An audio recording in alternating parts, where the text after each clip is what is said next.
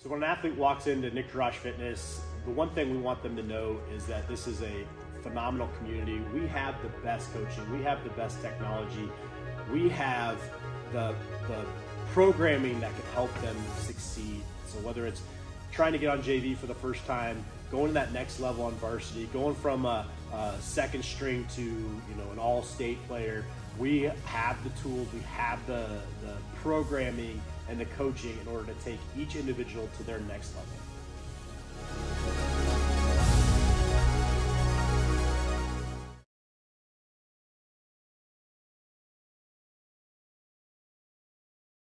West 40 Market in Uptown Ankeny is your place to shop for the best meats, steaks, brats, jerky, and everything in between. Let us be your one-stop shop for all your favorite cuts, all raised on local Iowa farms. Shopping local never tasted so good.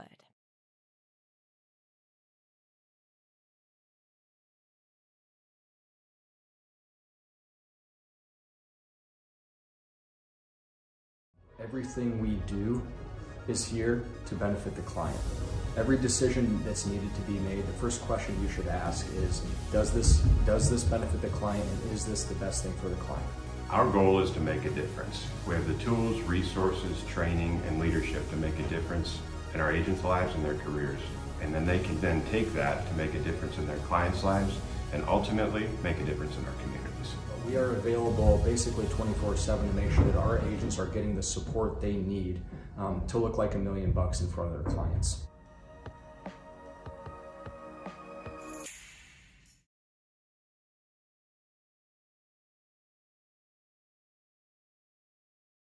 DeArmond certified used vehicles aren't the same as the rest.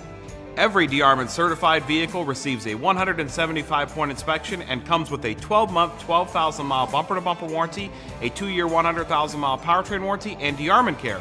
Wheel, dent, windshield repair, repel paint and windshield protection, and a full tank of fuel. Buy with confidence, knowing you made a wise decision with DeArmond Certified. Find DeArmond certified used vehicles at DeArmondFord.com.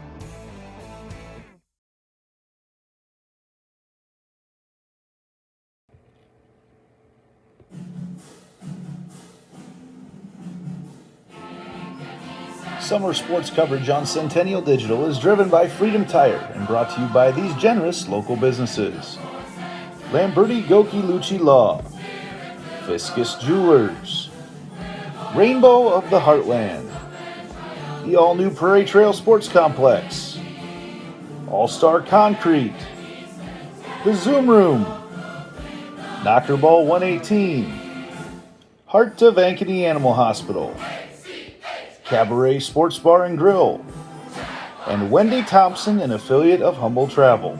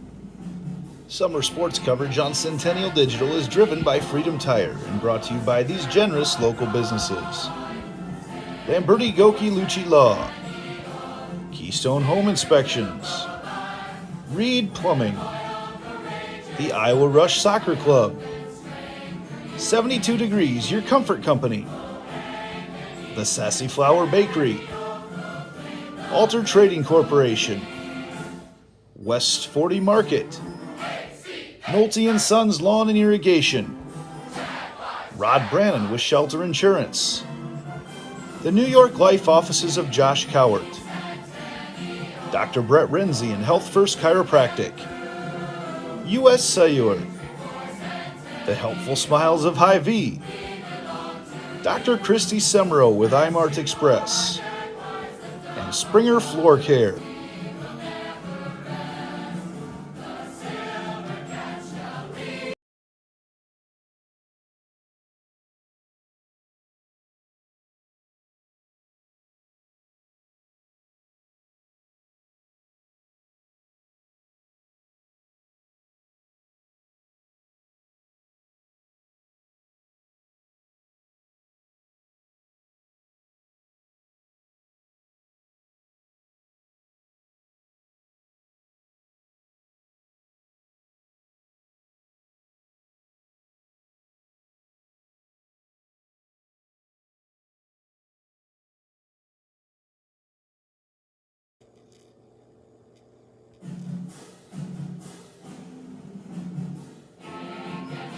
Summer sports coverage on Centennial Digital is driven by Freedom Tire and brought to you by these generous local businesses: Lamberti Goki Lucci Law, Nick Jarash Fitness, Weicker Realtors, the 515 Agency, Ted Sandine Photography, Extreme Services, Sinorama Ankeny, and Amy Wiederin with Coldwell Banker.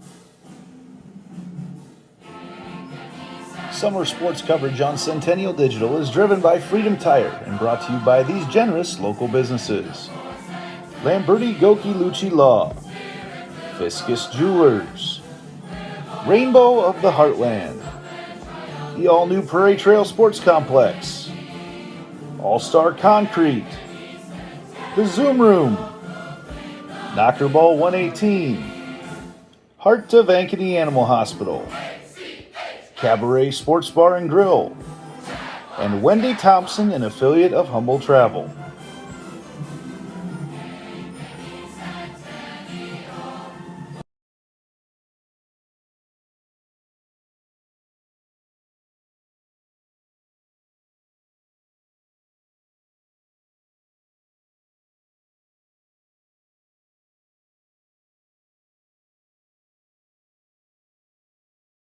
So when an athlete walks into Nick Jarash Fitness, the one thing we want them to know is that this is a phenomenal community. We have the best coaching, we have the best technology, we have the programming that can help them succeed. So whether it's trying to get on JV for the first time, going to that next level on varsity, going from a second string to an all-state player, we have the tools, we have the programming and the coaching in order to take each individual to their next level.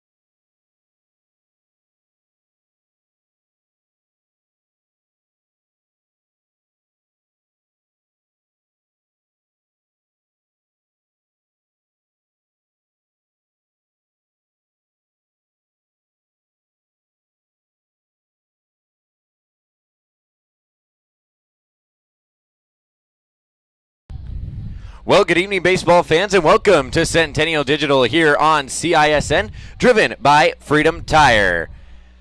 Here at Ankeny Centennial High School for tonight's 4A baseball matchup between the 10th-ranked Ankeny Hawks and the number 1-ranked Centennial Jaguars.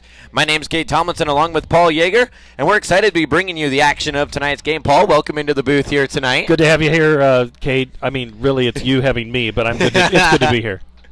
Always good to have someone else in the booth, and especially someone of your stature. Oh, well, thank you. Today and always, our pregame show brought to you by Sinorama Ankeny. And before we head into tonight's game, let's take a look at some of the stats prior to tonight's game. First up for the Hawks, coached by Joe Balvance, and coming into tonight's game have a record of 17-16. In the batting department, the whole team batting a .327 with the highest batting average belonging to senior number 2, Max Watson, with a .402. Not necessarily a bad batting average overall, but...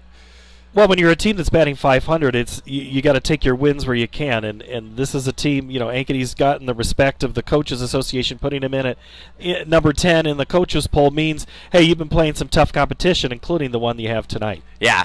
And it's going to be a really good game here tonight. The first games over at Ankeny were not necessarily – they were close to start with and then kind of swayed one way throughout. Well, when you commit 4 to 5 errors a game, you're not going to win many games in varsity baseball, let alone in Class 4A.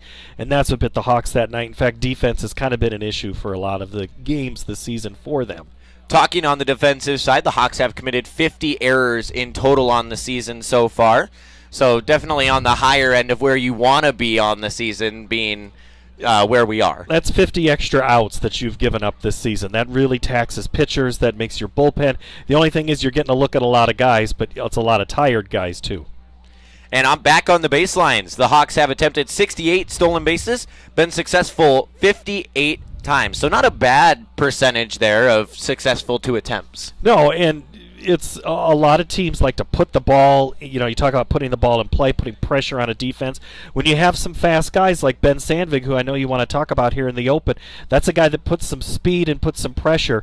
The thing is, got a pretty good arm behind the plate that can gun down a lot of runners for Centennial. Yeah, as you mentioned, Ben Sandvig, one of the quick guys, senior number 7, 18 out of 18 attempts successful this season, and that's very impressive being where we are in the catchers here in the CIML and in 4A in general. But the key is, Cade, you got to get on base. And when you're not hitting it as well and you're not drawing the walks and pitchers aren't giving you those free passes, that's why it's only at 18 for him when you think about it. Yeah.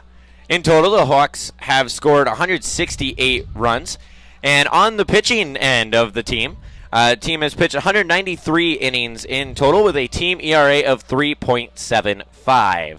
So ERA-wise, that's higher, lower, in the middle, kind of all around where you want to be. I think, again, it goes back to their record. It's a lot of 500 baseball. That's a lot of, the earned runs don't count on those errors, but it still wears a pitcher down. It's mental.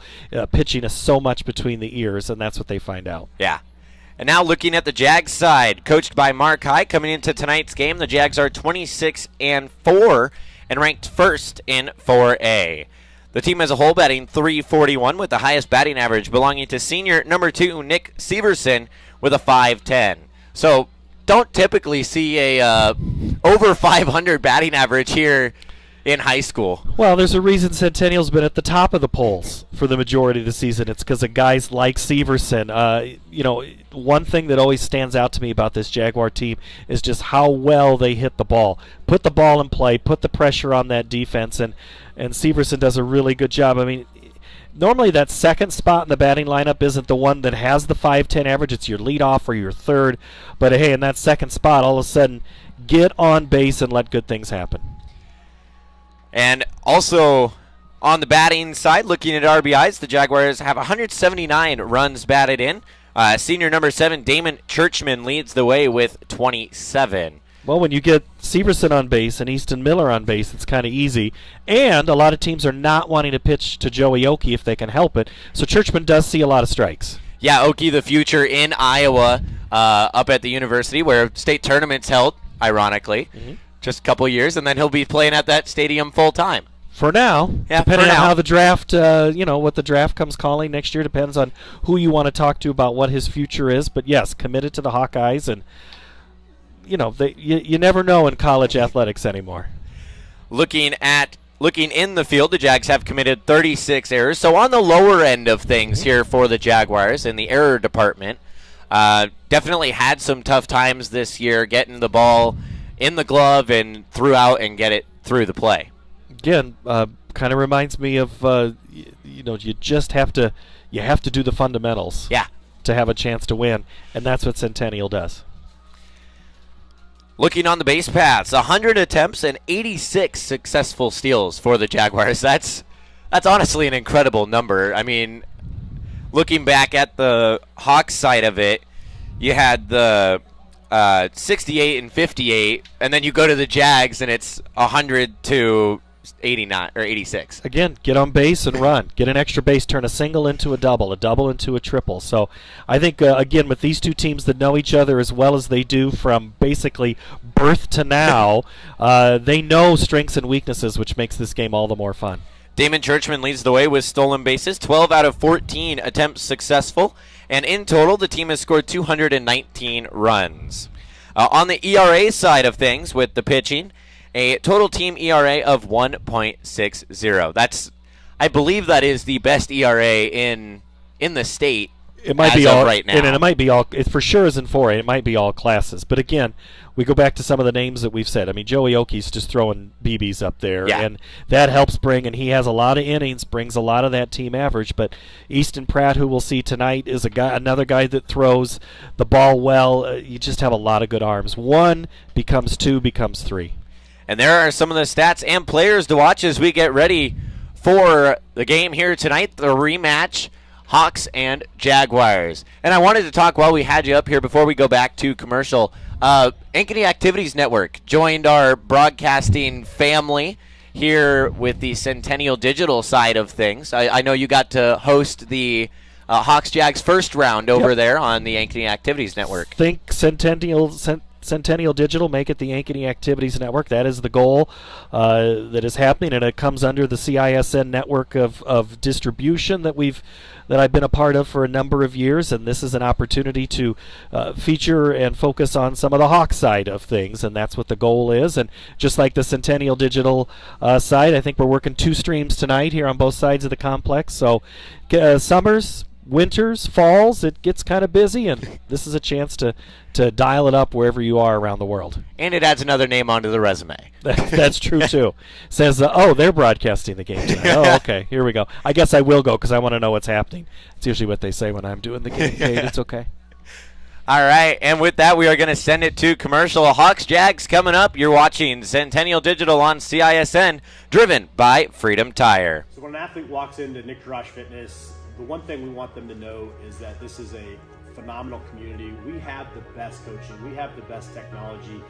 We have the programming that can help them succeed. So whether it's trying to get on JV for the first time, going to that next level on varsity, going from a second string to an all-state player, we have the tools, we have the programming and the coaching in order to take each individual to their next level.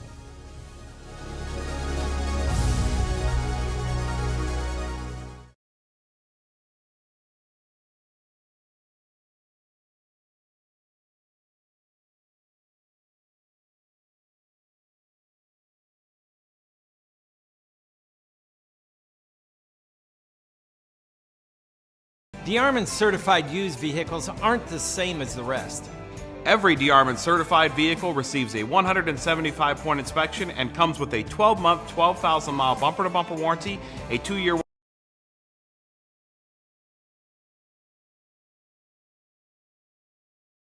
100,000-mile powertrain warranty, and DeArmond Care. Wheel, dent, windshield repair, repel paint and windshield protection, and a full tank of fuel. Buy with confidence, knowing you made a wise decision with DeArmond Certified. Find DeArmond certified used vehicles at DeArmondFord.com.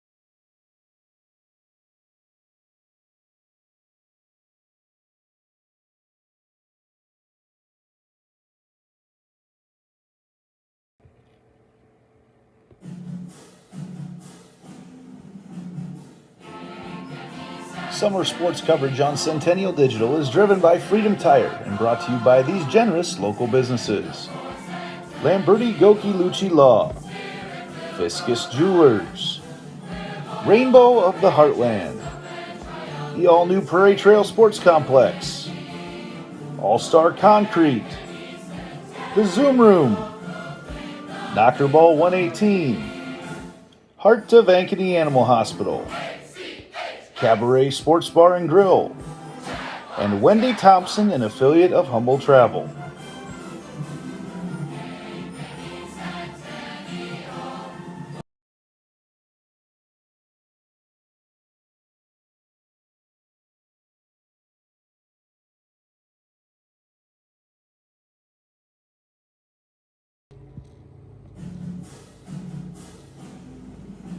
Summer sports coverage on Centennial Digital is driven by Freedom Tire and brought to you by these generous local businesses: Lamberti Goki Lucci Law, Keystone Home Inspections, Reed Plumbing, the Iowa Rush Soccer Club, 72 Degrees, your comfort company, the Sassy Flower Bakery, Alter Trading Corporation, West 40 Market, Nolte & Sons Lawn and Irrigation, Rod Brannon with Shelter Insurance, the New York Life Offices of Josh Cowart, Dr. Brett Renzi and Health First Chiropractic, U.S. Cellular, the Helpful Smiles of Hy-Vee, Dr. Christy Semro with iMart Express, and Springer Floor Care.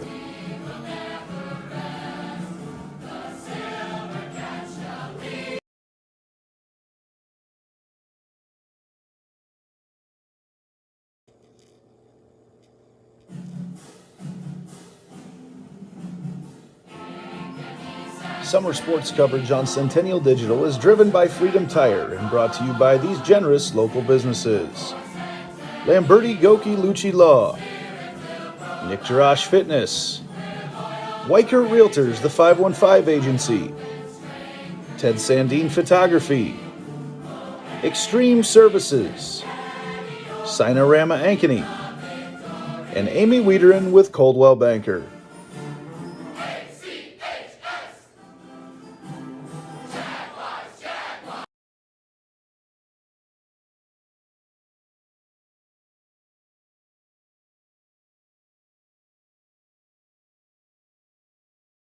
Everything we do is here to benefit the client. Every decision that's needed to be made, the first question you should ask is, does this benefit the client, and is this the best thing for the client? Our goal is to make a difference. We have the tools, resources, training, and leadership to make a difference in our agents' lives and their careers. And then they can then take that to make a difference in their clients' lives and ultimately make a difference in our communities. We are available basically 24/7 to make sure that our agents are getting the support they need to look like $1 million in front of their clients.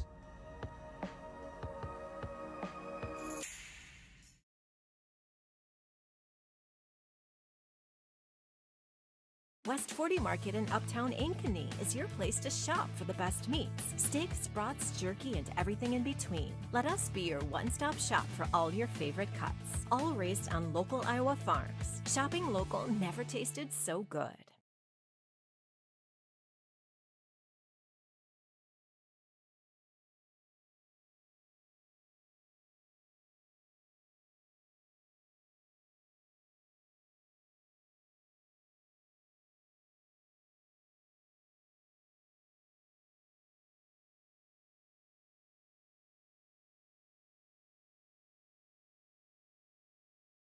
Everything we do is here to benefit the client.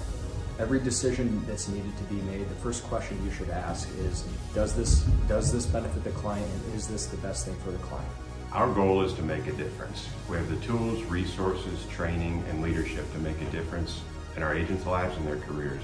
And then they can then take that to make a difference in their clients' lives and ultimately make a difference in our communities. We are available basically 24/7 to make sure that our agents are getting the support they need to look like $1 million in front of their clients.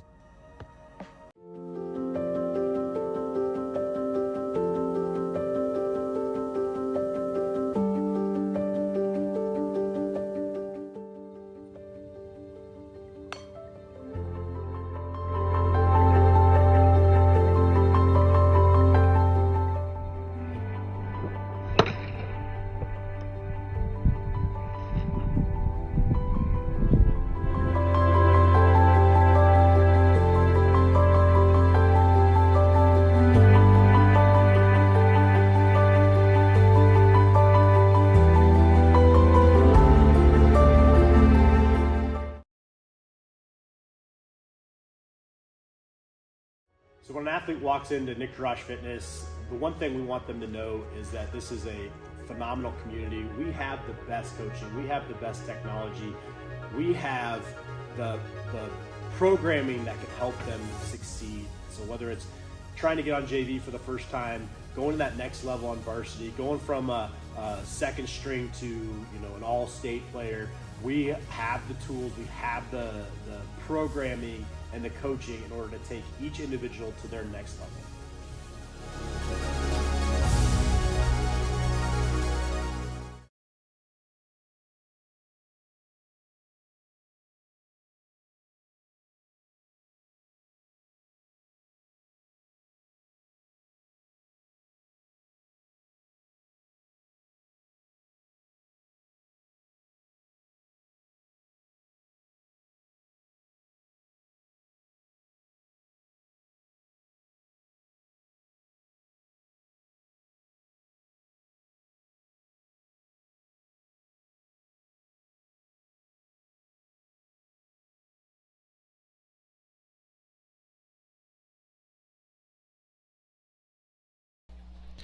Well, welcome back to CISN here on Centennial Digital, driven by Freedom Tire. The Hawks just wrapping up their infield, as we're going to talk a little bit more before the game. You gotta have a pregame show, Kate. I mean, come on now. You can't just give it all right at the beginning. Yeah, that's fair. Tuning in late, is developing as things are going. Hey, pairings for 3A, 4A baseball came out today. Centennial 1 seed, Ankeny a 2 seed. The Jaguars draw Des Moines North, which just picked up their first win since 2020. It's 100-plus losses. Interesting story, the pitcher who gets the win is a player from Afghanistan who had not played baseball prior to 3 years ago. Or 2 years ago, I think. That's very interesting. I had a great story on that last night. The Polar Bears used to be quite the dominant in a lot of sports, and it has been hard times lately. I don't think the catcher makes that play out around shortstop. I'm just going to say, if Henry Ha makes that catch out there, I'm really impressed. So the Jaguars. I would imagine he gets called off on that one, but I mean, you never know these days. I'm not trying to pick. It just was right in front of me. Centennial is in a district with Des Moines North, Ames, Waterloo East, Des Moines, Roosevelt, and Fort Dodge. The Hawks, they draw the 2 seed, and they'll play Norwalk. And then also in there is Dowling Catholic, Sioux City West, Waukee, and Ottumwa. So you have a couple of traditional powers who might not be having the best of seasons, and you have the emergence. There's a lot. I mean, when it's all said and done, Kate, you look at softball, baseball, we could have kind of what we had in soccer, Johnston boys and girls state champs, or at least in that final. Centennial is looking really good in softball and looking extremely good in baseball. Yeah, both sides of the Centennial program doing really well this season. I know the girls are also ranked first. Last I knew, I believe they still are. They clinched the division for the CIML, and of course a new CIML this year as Ames left and is now in a new division, and a couple more teams left. I don't remember exactly what teams they were, but a much smaller CIML. Yeah. It's much more of a suburb versus metro. Yeah. And in fact, softball listings came out this week, and the 5A championship game, or the 5A state games, will start on Monday. So if you're a 5A fan for softball, you're going to want to go up on Monday, and their final will be the first game of the night on Thursday. So their finals, so it'll be 5A, 4A on Thursday, and then 3, 2, and 1 on Friday. And this is where I get to give myself plug. I'll have Class 3A, 2A, 1A. I'll have the Friday state championship games coming up on. This is where I can cross-promote Iowa PBS. Thanks, Cade. I'm done. That's all I needed to do. So the good, bad, and the ugly plays over the stadium now. Who's the good and who's the bad? And does the game just qualify as the ugly? Well, or home team gets to pick a lot of things. That is true. They get to set the death march, or the whatever it is when you see the umpires come in and you hear the Star Wars anti-hero theme play.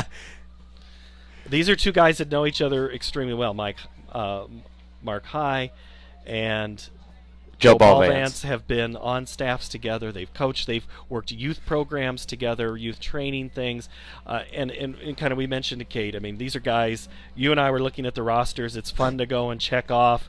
Remember him, and him, and yeah, remembering who you played Little League with, who was on what team, what you guys did that year. He was on the Reds, and man, we could never beat him that year. Yeah, and it's a great crowd tonight. Both sides filled up here pretty well.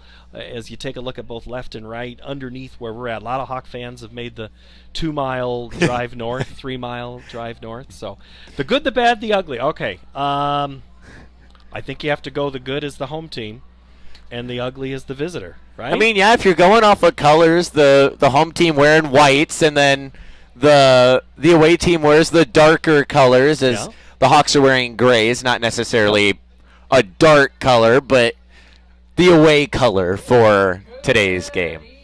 All right, should we hear you want to do We're going to turn it over to our public address announcer for starting lineups.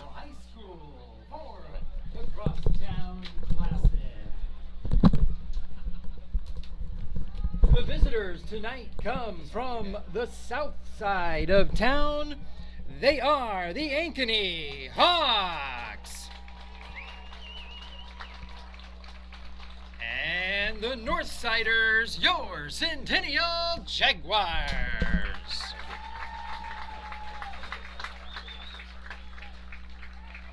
Let's introduce our starting lineups. First for the visiting Hawks.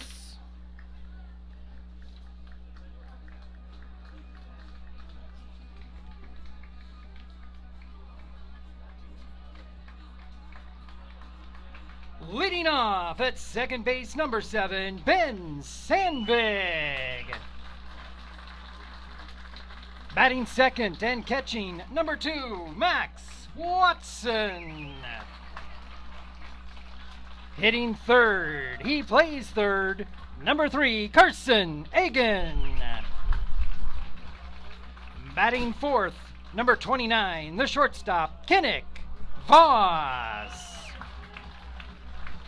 Batting fifth in center field, number 17, Evan Erlmeyer. In the sixth spot, the right fielder, number 1, Reed Johnson. Batting seventh, the left fielder, number 5, Jack Clevidence. Hitting eighth, number 28, designated hitter, Kirsten Bernholtz. And batting ninth, at first base, number 20, Ryan Mayer. On the mound for the Hawks, number 21, Zach Halverson. Head coach is Joe Balvance.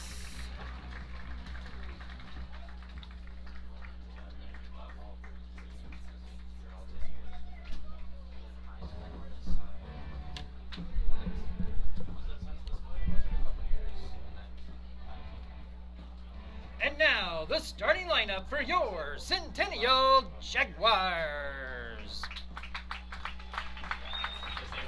Leading off in center field, number 16, Easton Miller. Batting second and behind the dish, number 2, Nick Severson. Batting third, number 7, first baseman Damon Churchman. In the cleanup spot, the left fielder, number 24, Joey Oakey. In the 5 spot, number 23, at third base, Emerson Alberhaski. Batting 6th, the designated hitter, number 1, Kyle Miller. Batting 7th, the shortstop, number 5, Lucas Brule. Hitting 8th in right field, number 3, Cole Greider. And batting 9th, second baseman, number 29, Isaac Burrell. On the mound for the Jaguars, number 4, Easton Pratt. Head coach for Centennial is Mark High. And with that, we are going to take a break and come back with first pitch for you right after this.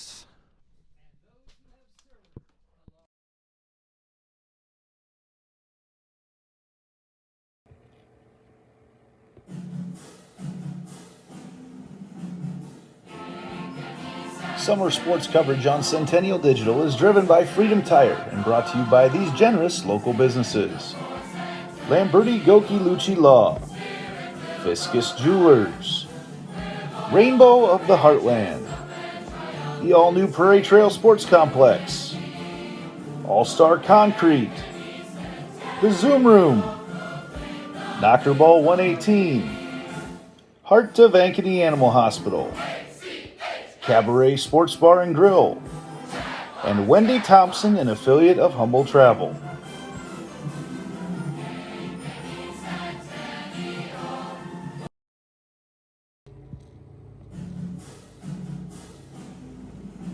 Summer sports coverage on Centennial Digital is driven by Freedom Tire and brought to you by these generous local businesses: Lamberti Goki Lucci Law, Keystone Home Inspections, Reed Plumbing, the Iowa Rush Soccer Club, 72 Degrees, your comfort company, the Sassy Flower Bakery, Alter Trading Corporation, West 40 Market, Nolte & Sons Lawn and Irrigation, Rod Brannon with Shelter Insurance, the New York Life Offices of Josh Cowart, Dr. Brett Renzi and Health First Chiropractic, U.S. Cellular, the Helpful Smiles of Hy-Vee, Dr. Christy Semro with iMart Express, and Springer Floor Care.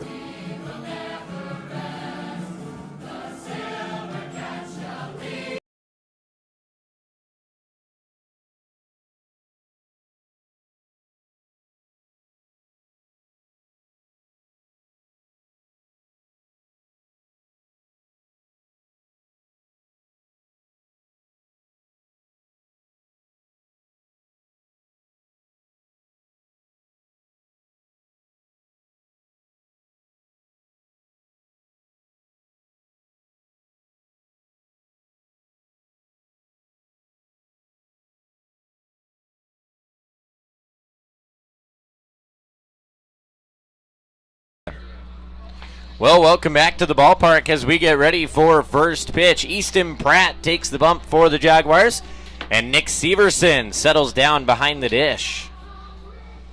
Looking around the infield, Damon Churchman over at first.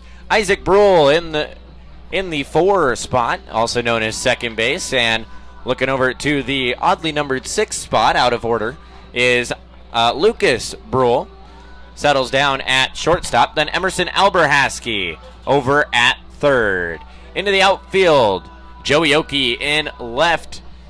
Easton Miller out in center field. And then Cole Greider out in right. We get ready for the top of inning number 1. Ben Sandvig leads it off for the Hawks.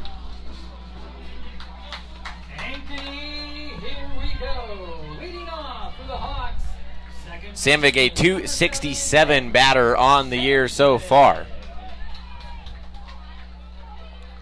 As we await the first pitch from Pratt.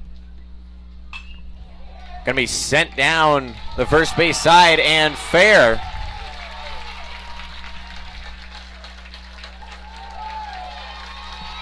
That's what I was going to say, is the Hawks have got to have a good quick start, and you take the very first pitch, loop it down the right field line, Sandvig, that's a double for a lot of people. But now, get back to what you said in the open, Cade. You have that opportunity. You're going to run and put things through. You're going to let your bats work it out here. Yeah, so a leadoff double here for the Hawks. Sandvig on second. Brings up Max Watson, the catcher.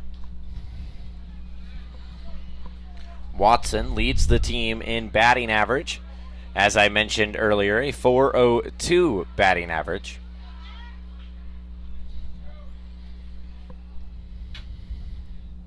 Pratt from the stretch. First pitch, up and out, ball one. Watson's played a lot of games. His body doesn't see, especially at that catcher position, to still grind it out at 5'10". He's easily the team's MVP at this point. The 1-0 pitch coming from Pratt. Finds the outside line of the zone. Makes it 1-1.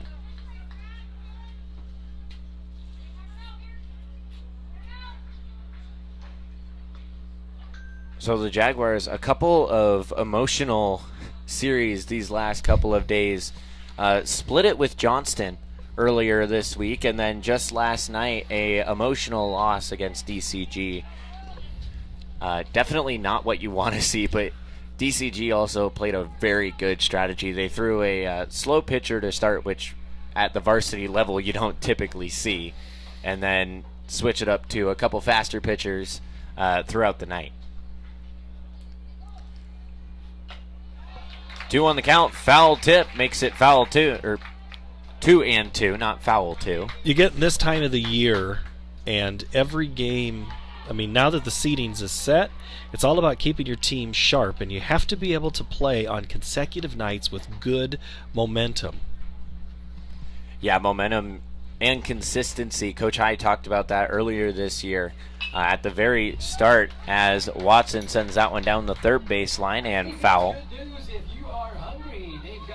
So, as I mentioned, Coach High earlier this year, first practice of the season for the Jaguars, sat the team down and talked about consistency is what it takes to return to the state tournament and ultimately to win the state tournament.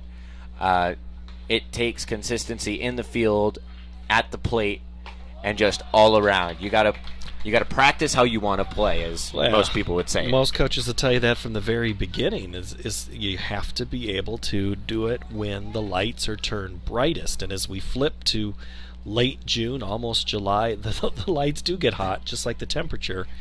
And yes, those teams that believe in themselves, have done it all year, usually have good success and keep playing.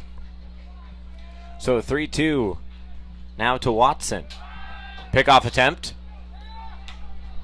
Goes out into center. And Sandvig moves over to third.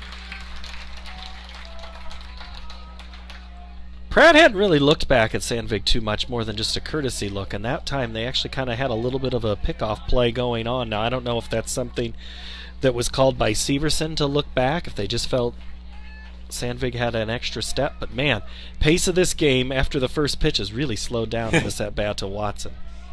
Yeah, typically, knowing the Jaguars' defense, that's going to be a either shortstop or second baseman call as Watson strikes out. So Pratt hangs a forward K for out number one. Brings up Carson Agan.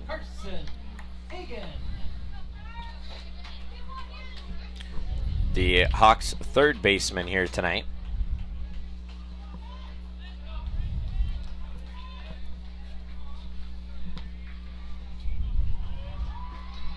Pratt still from the stretch.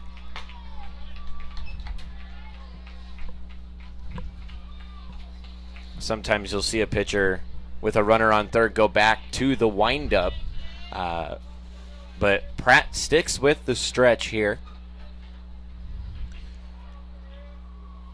The 1-0 pitch, swung on, sent high, over towards the net and out of play. Parents trying to make the play here for that one. A lot of students here too, actually, and kind of in that front row section, so caused a little bit of a kerfluffle. Looks like Coach Bauer's looking, hey, if you can catch that, I need you on Friday nights for footballs. Coach Bauer has been a baseball assistant for a long time, now the head football coach. He's here in attendance tonight. 1 ball, 1 strike to Agan. That one up high makes it 2-1. Pratt's had a hard time finding the zone so far. Other than that first pitch that Sandvig jumped on, Watson helped him out swinging at a pitch way out of the zone, and he's been struggling to find consistency like we talked. Yeah, Pratt seems to have gotten a little bit off kilter since the leadoff hit from Sandvik. That one fouled back, evens the count out at 2-2, one away, runner on third.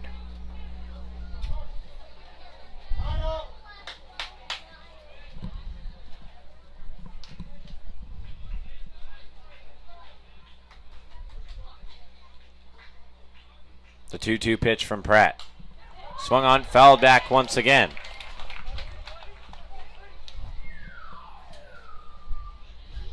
Kind of in that area between softball and baseball where not many fans stand.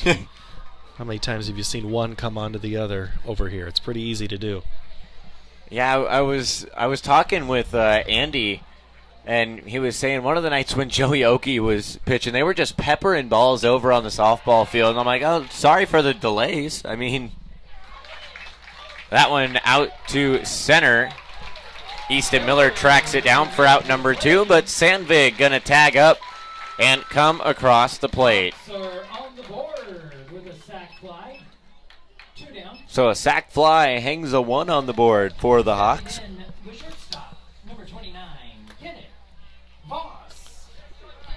Kinnick Voss steps up to the dish for the Hawks.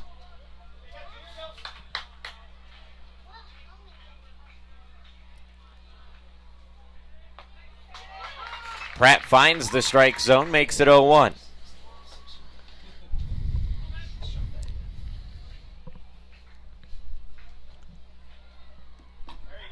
That one on the outside edge of the zone, 0-2. Maybe something to your get him off the base kind of clears things for Pratt. Much better pitching now with nobody on. Takes the pressure off, knowing that one wrong thing can lead to a run, and it's going to be a 6-3 to end the inning. Brule to Churchman.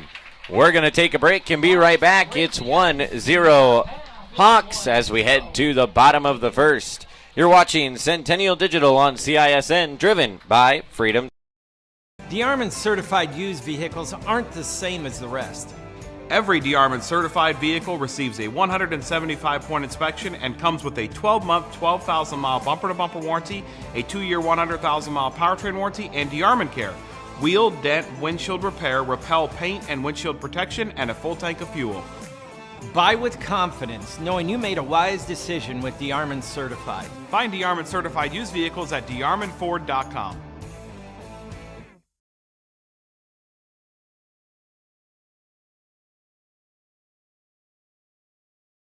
West 40 Market in Uptown Ankeny is your place to shop for the best meats, steaks, brats, jerky, and everything in between. Let us be your one-stop shop for all your favorite cuts, all raised on local Iowa farms. Shopping local never tasted so good.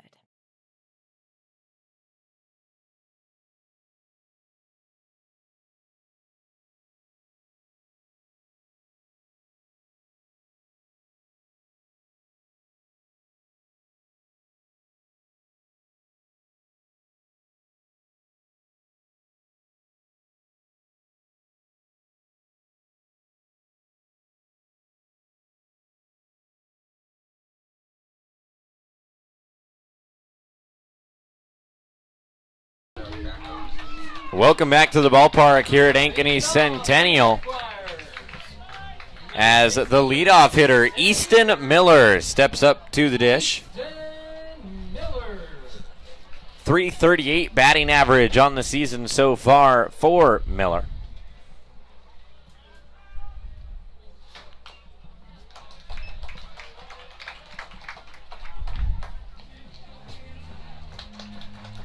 So first pitch from Halverson fouled off and makes the count 0-1. The 0-1 pitch. Swung on, sent high, over to right field. Reed Johnson tracks it down right field side for out number 1.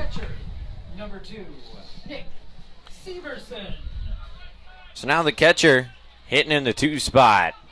That's Nick Severson, wears number 2. I will say, typically we see a lot of 2s across the board with Severson. sent down the third base side. Coach High, I believe he didn't even flinch down the line. Has faith in Severson to miss him down the line there.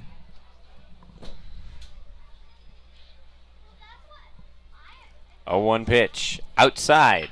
Severson's that, he took that first pitch really hard. It's a matter of what you start him with. Off the off speed, you go the fastball. That first one, fastball, he was waiting for that. Then they go off speed on that out one. So now, the 1-1.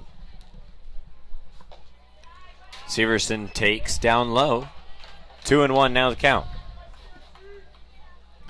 Of course, as I mentioned earlier, Severson leads the team in batting average at .510.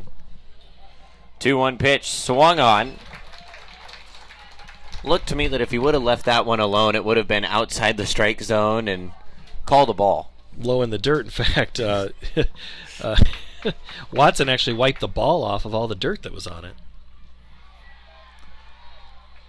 2-2 count here to Severson. Sent down third base side. And over to first. That's going to be out number 2. So Carson Agan makes the play over at third.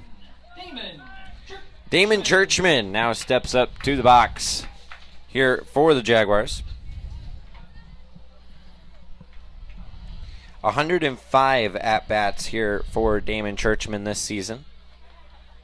First pitch in, strike 1. Halverson's thrown a lot of first pitch strikes in these first 2 at-bats. It's a good way to get ahead. And Churchman sends that one down the line and going to be called foul. Kicked up some dust, but not the chalk. If we were in TV and had the camera down the line, we'd probably show you that ball mark about 3 inches foul. But he's ahead 0-2. The 0-2 pitch outside. 1-2.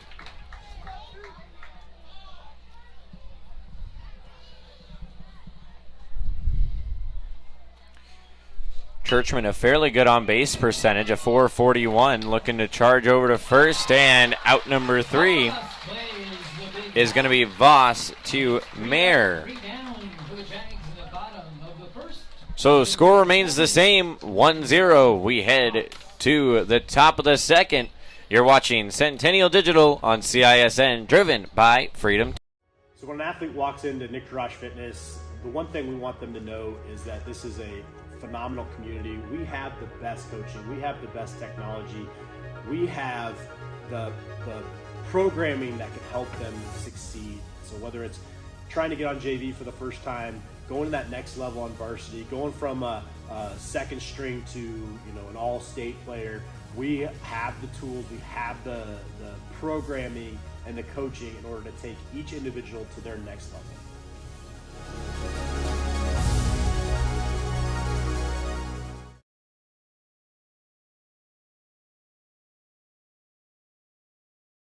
Everything we do is here to benefit the client. Every decision that's needed to be made, the first question you should ask is, does this benefit?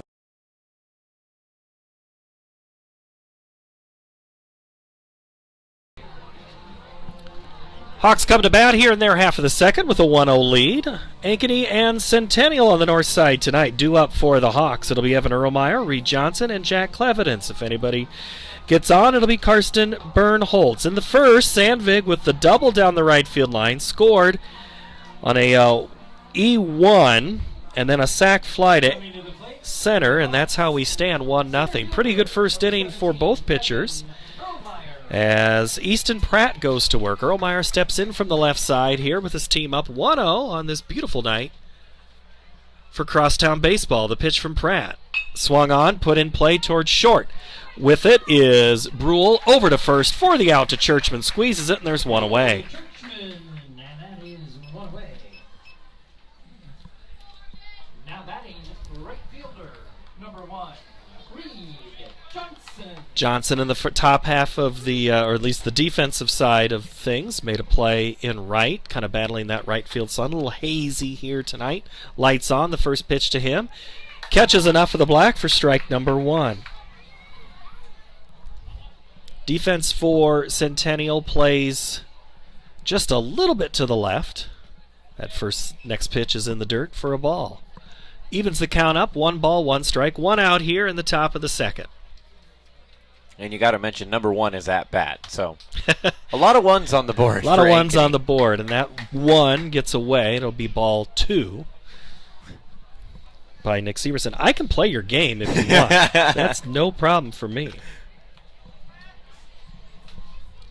It's a game inside of a game inside of a game inside of yet another game. It's meta. Johnson swings at it. High chopper off the bounce. Fielded across the diamond from Alberhaski to Churchman is out number 2. At the London series over the weekend between the Cardinals and the Cubs, one of the comments was how bouncy the turf was. Now, you don't remember this. This is before your time, Cade.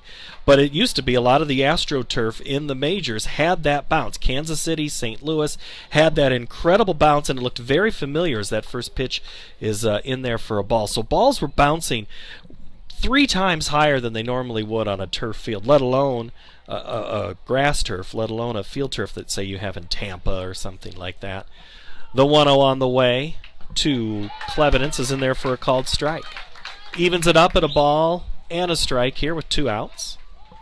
Yeah, high school kind of bringing in the same kind of thing. Most teams going to a full AstroTurf field, not necessarily a grass turf or anything else, but full. The 1-2's hit back to Pratt by Clevidence, who chucks the bat in frustration. 1, 2, 3, pretty easy inning for Pratt. No scoring for the Hawks, but they still lead 1-0. Everything we do is here to benefit the client. Every decision that's needed to be made, the first question you should ask is, does this benefit the client, and is this the best thing for the client? Our goal is to make a difference. We have the tools, resources, training, and leadership to make a difference in our agents' lives and their careers. And then they can then take that to make a difference in their clients' lives and ultimately make a difference in our communities. We are available basically 24/7 to make sure that our agents are getting the support they need to look like $1 million in front of their clients.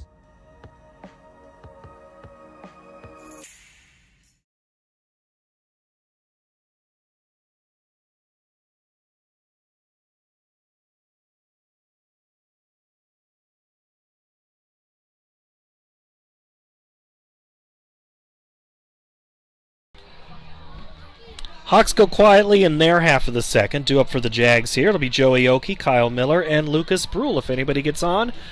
Cole Greider. Johnston has the turf for both softball and baseball. You mentioned Iowa City, where we'll have Class 4A baseball finals. They have gone to turf. Other fields have done it. Southeast Polk is one of them. Southeast Polk has turf on both sides, softball and baseball. I got to play there on the JV squad earlier this season, and it is definitely a different monster than grass and dirt. It's a very interesting. In my head, I have it as you have the infield dirt that's kind of lower and flat, and then the grass should be taller, but it's all the same length throughout. That's right. Joey Oakey, the first pitch, is lifted towards the right side. Ryan Mayer gives chug, loses his hat, and loses his battle with distance as he runs into the fence. Foul ball. Oakey, a .358 hitter, great pitcher, has 1 loss as a pitcher, but he's usually the guy that gets your ball in those key games. Oakey with a great fastball, but man, he's a pretty good hitter too. Yeah, Oakey gets another free life as the foul ball goes into the bullpen. The 0-1 on the way from Halverson is outside. Watson asks for another ball, gets it. And let's get the chasing the foul ball. Owen Lacey, great job there. Love to see that. You know, that's the battle that's the game within a game, Cade. The pitch on the way. Outside again. This time, though, Watson able to catch it. Well, yeah, you gotta beat your Southside competitor. I mean, we saw the competition at the Southside game. You had one one player from each side coming out, and couple stutter steps here and there trying to throw him off, but just another game inside of the game. Pitch goes outside, 3-1. Halverson from the windup. Oki pulls it foul. That time, Coach pulls just a little bit, like he had a glove in his left hand. You know, the standoff thing, Major League Baseball's cracked down on that. You know, you'd have the guys that go out for the national anthem, and they would wait and wait and wait. Finally, Major League Baseball says, we've had enough. Popped up, infield, Voss and Agan. It's going to be Agan in foul territory. Drifts back over his left shoulder, makes the grab. Oki retired for number 1. One away.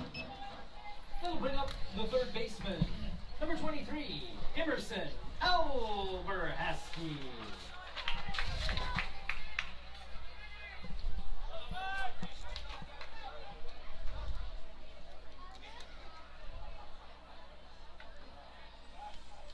Alberhaski to bat. First pitch called strike. Alberhaski bats .364 on the year so far.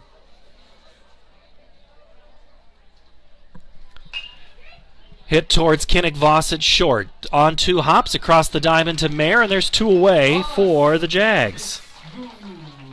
Short. 2 down. Here is the Jaguar designated hitter, number 1, Kyle Miller. So they must have heard what you said in the first, because you mentioned right after that first hit that everything had seemed to slow down. Well, things have started to pick back up here in this one. As Miller puts it in play towards Agan on the first pitch, picks it up, throws it across to Mayer for out number 3. A pretty easy 1-2-3 inning for both. Cade will have the third when we come back. 1-0 Ankeny.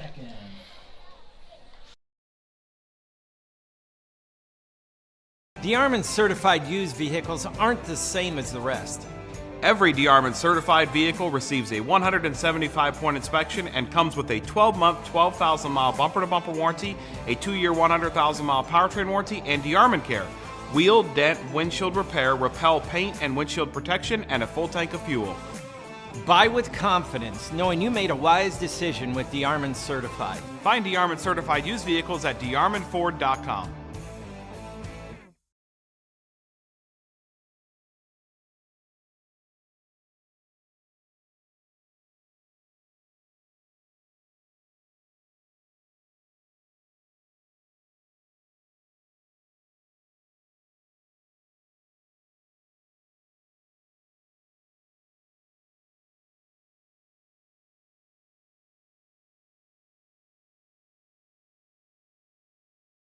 West 40 Market in Uptown Ankeny is your place to shop for the best meats, steaks, brats, jerky, and everything in between. Let us be your one-stop shop for all your favorite cuts, all raised on local Iowa farms. Shopping local never tasted so good.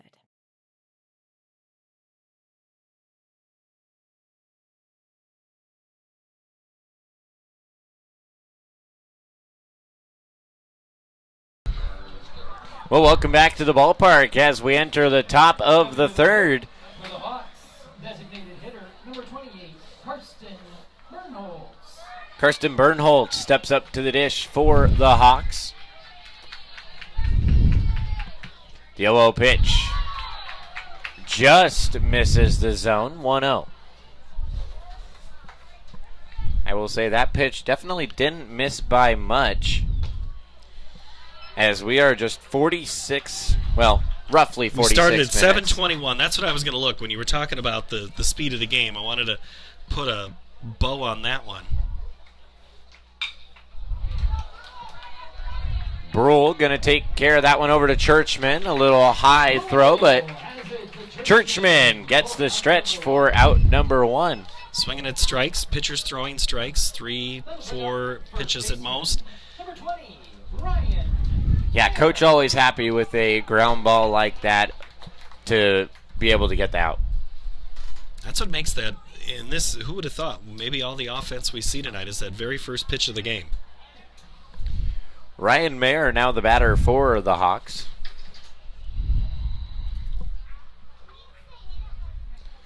1-0 pitch. Misses. 2-0.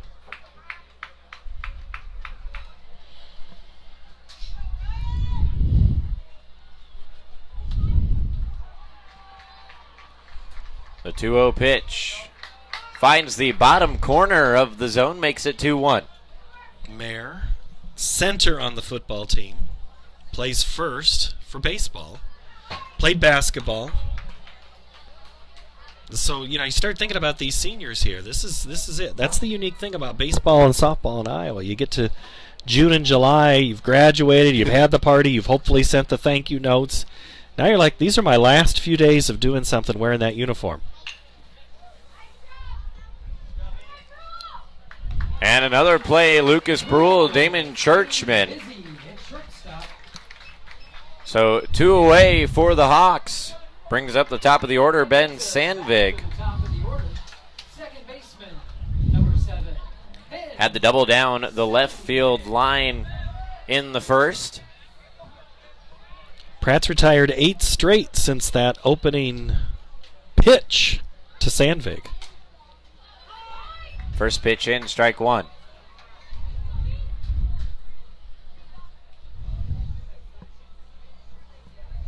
Oh, 1 pitch to Sandvig, sent down the same side and fair. Churchman tries to make the play, but Sandvig gonna pull up at first. Sandvig will make it 2 for 2. You've been at this long enough to know, right? What just happened there? That is the announce. That is the that too. That's the announcer jinx. Well, you mentioned 8 straight. You mentioned we might not have any other hits. Yeah. Little voodoo hex. I don't know. That's why I typically try and keep that stuff quiet till the end of the game, and then you can talk about it all you want long as nothing changes. Max Watson now the batter. Sandvig on first.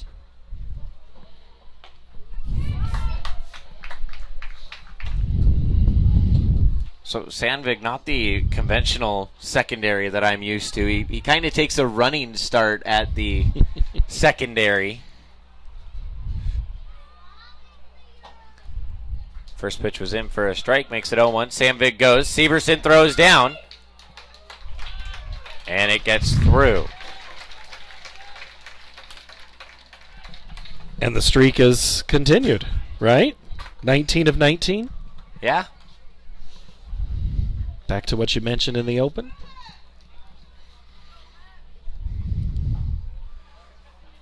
So now Lucas Brule makes the second base call. Both Brules working in and out. 1-1 here to Watson. Swung on, sent foul.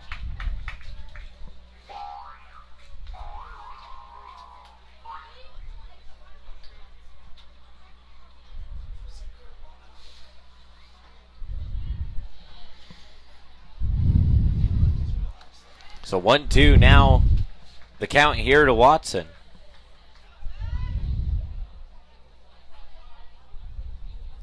Sandvig on second. 1-2 pitch up and away, evens it out at 2-2.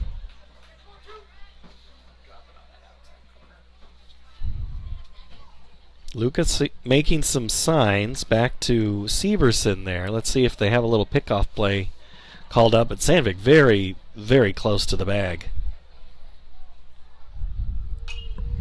That one fouled back, out of play. Yeah, those signs coming from Lucas Brule, now coming from Isaac Brule. Mainly for Easton Pratt. Knowing whether they want him to pick off or just stay straight up. Severson, of course, picking up on those as well. 2-2 count. 2-2 pitch. Fills it up, 3-2.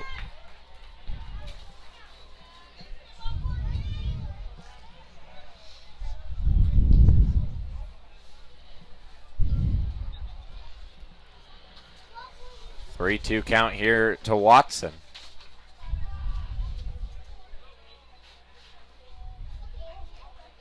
Here's the pitch, swung on, and Watson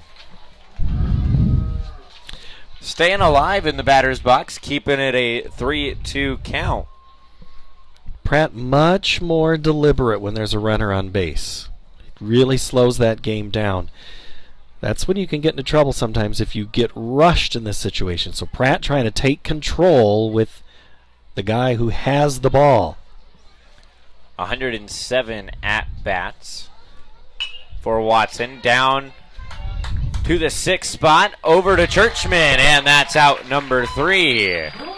So Lucas Brule to Damon Churchman makes it out number 3. We head to the bottom of the 3rd. Your score remains 1-0 Hawks. You're watching Centennial Digital on CISN, driven by Freedom Tire.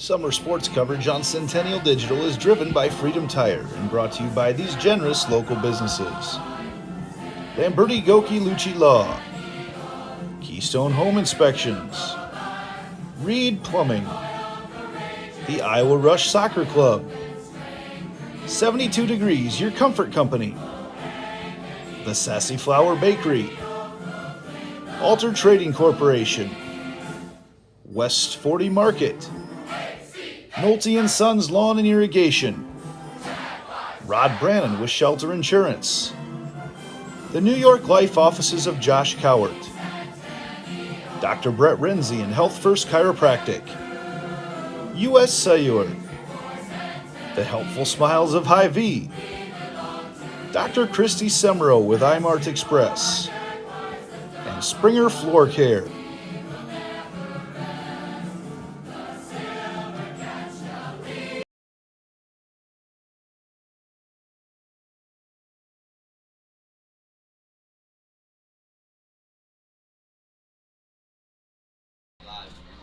Welcome back to the ballpark here at Ankeny Centennial. We head to the bottom of 3. Score remains at 1-0.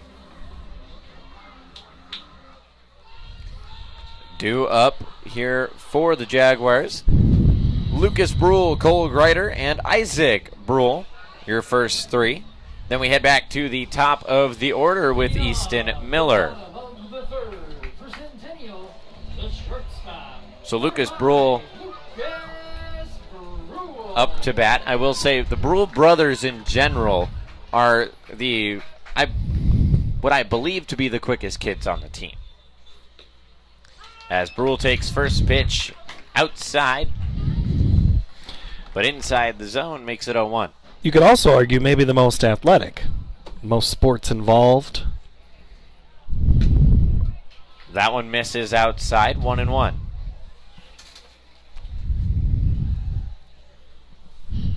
Yeah, both Brule brothers just feed off each other in practice, trying to get all their extra reps in, as that one's going to be fouled out of play.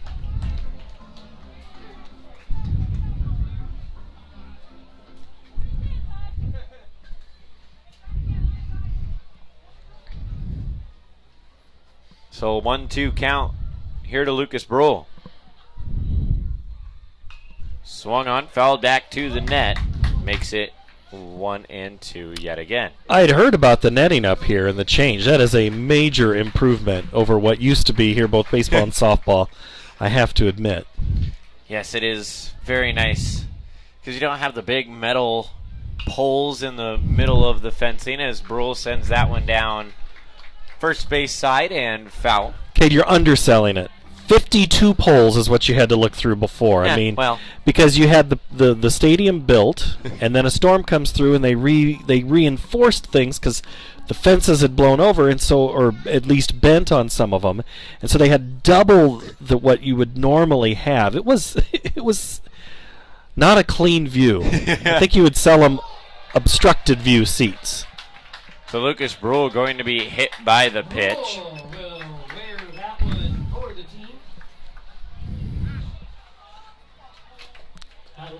Puts a runner on first, brings up the self-named by me, Juicy Wiggle King, Cole Greider, as I'm sure we'll get to see later on in the game what I'm talking about here. Halverson had retired the first 6. Had a pretty good thing going there on the first few pitches to Brule. Then came inside. Runner on first for Greider. The 0-1 pitch. Swung on. Nice piece to center field. Going to be a single and move Brule up to second. So a hit by pitch and a single put 2 runners on for the Jaguars. Brings up Isaac Brule, the second baseman. You know, when you have 2 brothers that play both parts of the middle infield, you kind of look at one, you go, okay, you play this position, and then you get them switched around every once in a while.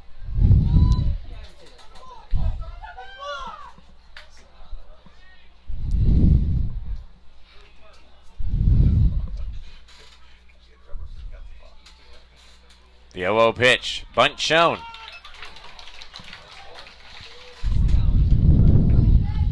In for strike number 1.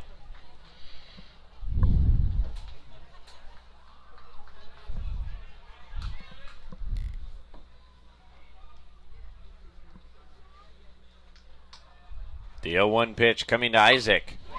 And another single out to right.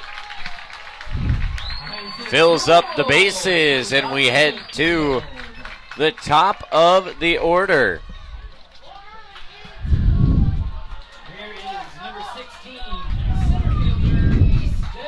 So runners all the way around. Easton Miller up to bat. 2 great pieces of hitting the last 2 at-bats. Both took where the pitch was. The one fought off to center, didn't try to do too much with it there. And then Brule just took it to right, and now you are sitting with the top of your order. So 7, 8, 9 do the job. Set the table.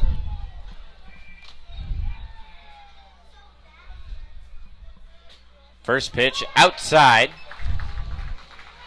Miller tells Lucas Brule to stay at third.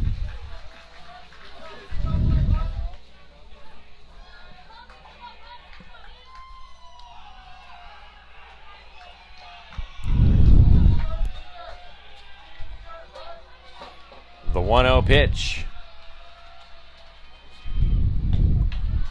Finds the zone, makes it 1-1.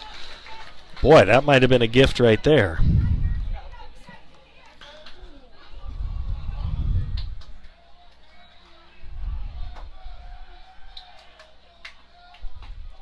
That one swung on, makes it 1-2.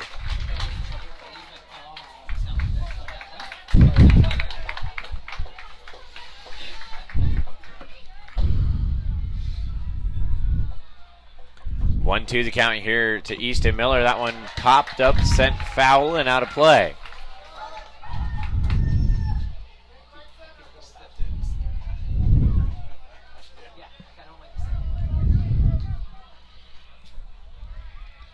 So the 1-2 pitch once again. Now we're going to be sent grounder. Going to get the force out at home and safe over at first. Leaves the bases loaded, but Lucas Brule is out at home with the force. Here is number 2, catcher Nick Severson. So if you want any guy at the dish right now with bases loaded in the bottom of the third, Nick Severson is the guy to do it. Severson, an all-around clutch hitter for the Jaguars. This is one of those points where you go, do you save 4 to just give up 1? Do you issue the walk? I think we're going to have some competition. We'll see a good bat here. First pitch swung on, strike 1. Great off speed to start that one off. Again, that's what they did in that first at bat to Severson, not go with the fastball. The 0-1 pitch. Severson scoots back out of the way of that one.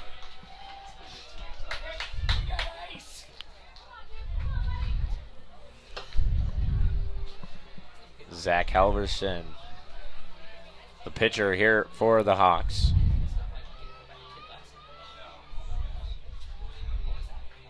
One pitch. Swung on, sent up the middle. looks for the double play and gets it.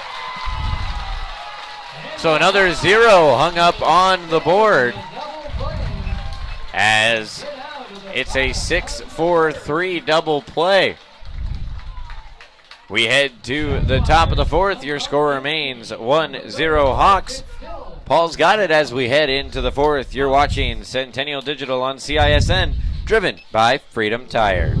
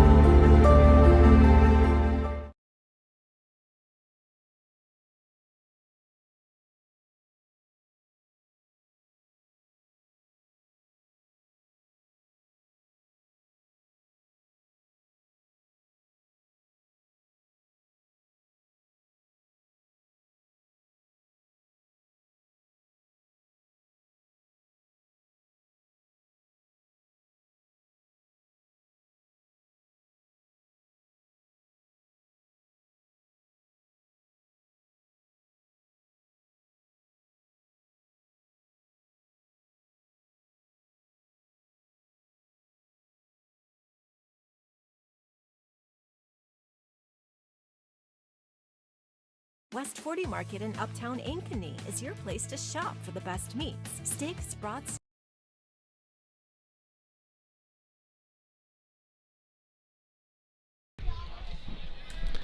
Hawks come to bat here in the top of the 4th. Paul Yeager and Cade Tomlinson with you tonight from Ankeny Centennial High School. It's the Ankeny Hawks and the Centennial Jaguars. 1-0 Ankeny. They scored in the 1st and just worked themselves out of a jam in the bottom of the 3rd.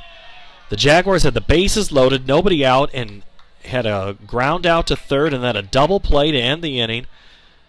Well hit to left, but in his place is Joey Oki, and now he takes about 4 steps back to his right, makes the catch, 1 away. Carson Agan is now 0 for 2.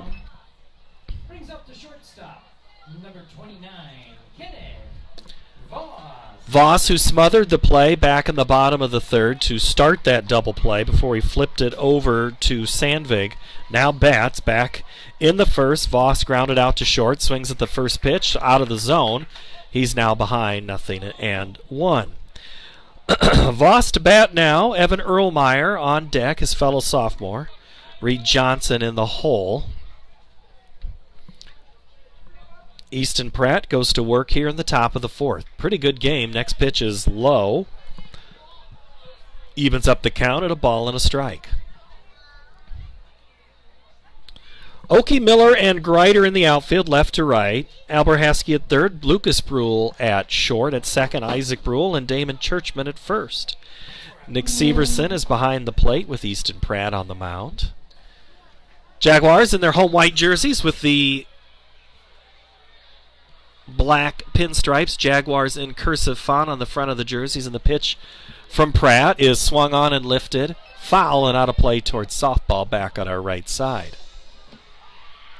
Still hearing cheering over there from that side, so that softball game's still going on. The 1-2 to Voss. Grounded towards 3rd. Alberhaski picks it up, throws across the diamond, gets the speedy Voss by a step and a half, and Voss is again retired. Alberhaski fires across for 2 down. Coming to the plate, the Hawk center fielder, number 17, Evan Erlmeyer. So Erlmeyer will dig in from the left side. He's 0 for 1, grounded out to short, back in the 2nd. Bats here in the 4th, first pitch strike. 1-2-0 for the Hawks, 0-2-1 for the Jaguars. The 0-1. Punch to left, and that's going to drop for an opposite field base hit for Erlmeyer. Just stuck the bat head out and got a base hit. Erlmeyer will slice that one to left for a single. That'll bring up the right fielder, number 1, Reed Johnson. Other than the second, the Hawks have had a runner on in each inning. Scored 1 in the first, went 1-2-3 in the second. Had Sandvig all the way to third before he was stranded at second. He didn't get any farther than second last inning. And now Ermeyer at first. The pitch to Reed Johnson is high for a ball.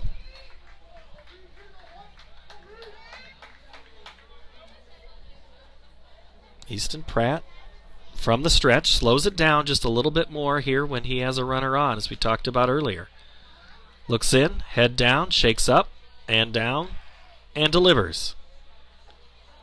Low. 2-0. Hawks in their gray uniforms, maroon numbers trimmed in gold. The 2-0 is a strike.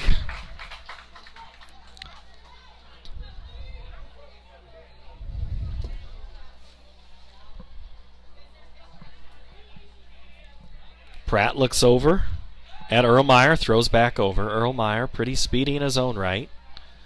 Found his way onto the football field last season after an injury to Devin Akers.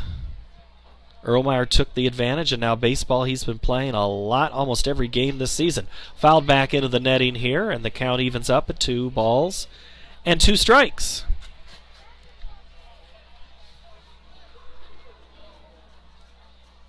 As Karsten Bernholtz chases down the foul ball. The 2-2 coming from Pratt. Swung on, hit towards third. Alberhaski gloves it, throws across to first, gets the out. Nice play. Hawks leave a run. We've played 3.5, 1-0, Ankeny. So when an athlete walks into Nick Drosh Fitness, the one thing we want them to know is that this is a phenomenal community. We have the best coaching. We have the best technology. We have the programming that can help them succeed. So whether it's trying to get on JV for the first time, going to that next level on varsity, going from a second string to an all-state player, we have the tools, we have the programming and the coaching in order to take each individual to their next level.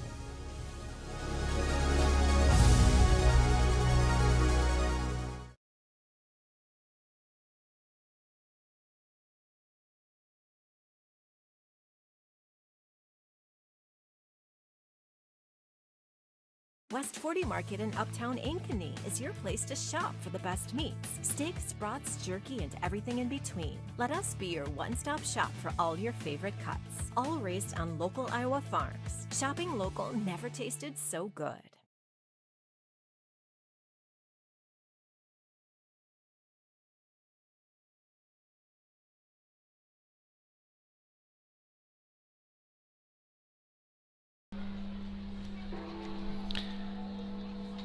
Churchman, Oki, and Alberhaski do up for the Jaguars in their half of the fourth as they come to bat here on a sun heading down. Beautiful sunset. Still that haze of the Canadian wildfire smoke still kind of in that air. Had a chance to be at a game last night north of town, and by the time that game was done, you really could see the light. You could see the light going onto the field, and I'm sure we're going to see about that same thing here tonight. First pitch by Halverson is fouled towards the left side. As you look out into the outfield with the field glasses, you see there are a couple of the fans who have great seats. I don't know if they charge them there for season tickets out in left center or dead away center, but great views there. That pitch from Halverson misses. Yeah, go ahead. I know one of those houses is actually a player's parents that come out onto their back deck and watch the games from the house and don't have to pay anything other than the bills. Line to left, base hit for Churchman to start off the Jaguar fourth.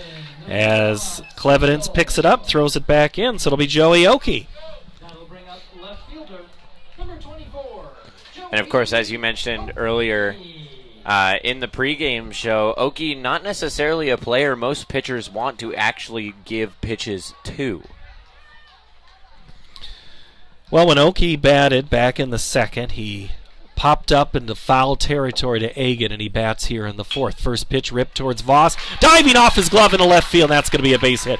Back-to-back hits for the Jaguars start just like they did in the third, and they're cooking again here in the fourth. Coming to the plate, third baseman, number 23, Emerson Alberhaski. So Emerson grounded out back in the second. Hawks would like to see him do that again and try to get two. That bailed him out in the last inning. Let's see what happens. Jaguars, if they can. They've already left 3 on in this contest. Halverson looks back at first. Mayer's not even covering the bag. Wide open at second as well. First pitch is in there for a called strike.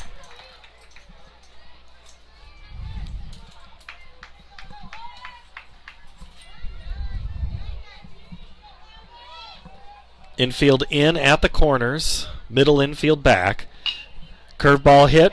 In past a diving Agan. Hayes going to hold the brakes on the runner heading to third. So Churchman has to stop. Okie goes to second. And Emerson Alberhaski with a base hit. And the bases are loaded. It's deja vu all over again. Right, Yogi? Yeah, a little bit of deja vu coming through. Different part of the order, same story. But this time it's the bottom of the order that did the damage that's coming up here. Kyle Miller, though, 0 for 1. Grounded out to third. Back in the second. Bats here with the bases loaded. Nobody out in the Jaguar half of the fourth. Ground ball up the middle towards Voss. Could be 2. Bounces off his left shoulder. Goes into right field. 1 run's going to score. Here comes the second run. And the Jaguars put 2 on the board on the error by the Hawks. Churchman and Okie scored, give the Jaguars their first lead of the game, 2-1. Great job of Okie not to hesitate to round third, although Coach High, I'm guessing, had a part in that, waving him around. But no hesitation from Okie as he rounded third and started to head home. Talked about errors in the open. That one at least should have been 1. But instead, it's 2 runs in. Runners at the corners again. Mayer now will hold Kyle Miller at first with Lucas Brule at the plate. That pitch sails out. So far, no action in the Hawk bullpen. Hawks also have a pretty busy schedule this week. They have a doubleheader tomorrow night against Urbandale. Jaguars play Southeast Polk, so this game doesn't mean anything in the conference standings, just in the pride factor as that pitch sails out. Yeah, after the sub-state pairings are sent out, games the rest of the season are really just there to keep the players sharp as they head into postseason. Alberhaski at third. That foul pitch, or it's fouled back by Brule at the plate. Miller is at first. We'll do it all again. 2 balls and a strike. Brule hit by a pitch back in the third that started that inning. This time he's trying to get a hit. Inside. And now Halverson seems to be laboring just a little bit more than he had in this earlier part of the game. Looks over at first, now peeks at third. Comes set at the belt. Foul put into right at in front of Reed Johnson. Takes a couple of bounces, and easily scoring will be Alberhaski. And Lucas Brule with the base hit. Jaguars have a 3-1 lead. Lucas Brule taking advantage of the throw over to third. Finds himself now on second. And we're going to have a slow walk to the mound. Joe Balvance comes out.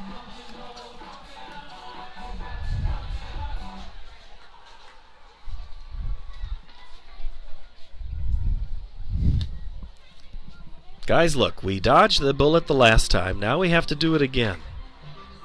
We can do this. Just guessing. But no, what are you saying right here? I don't know. You might be asking, where are we going after the game tonight? doesn't matter if we win, lose, or draw. We've still got Sub-State coming up. So as your eyes are set on this game here, you also got to keep your eyes set ahead of who you're facing in round 1 of Sub-State.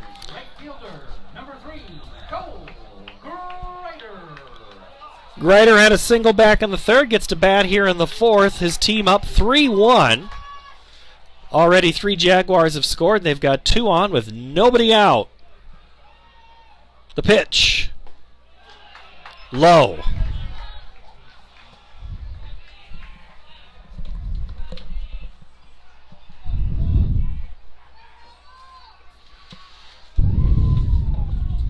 Halverson's 1-0 is outside.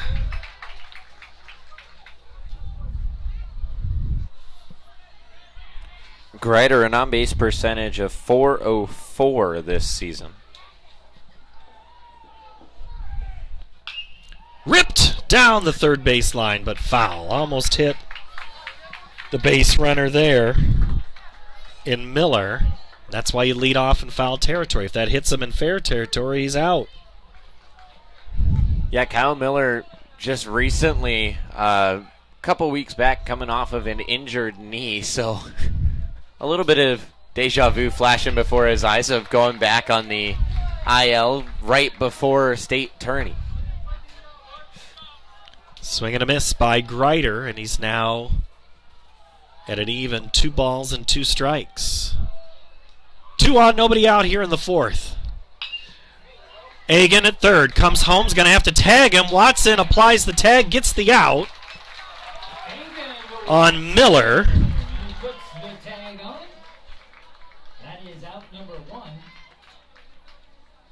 Brule will advance to third. Grider will go to first with the fielder's choice.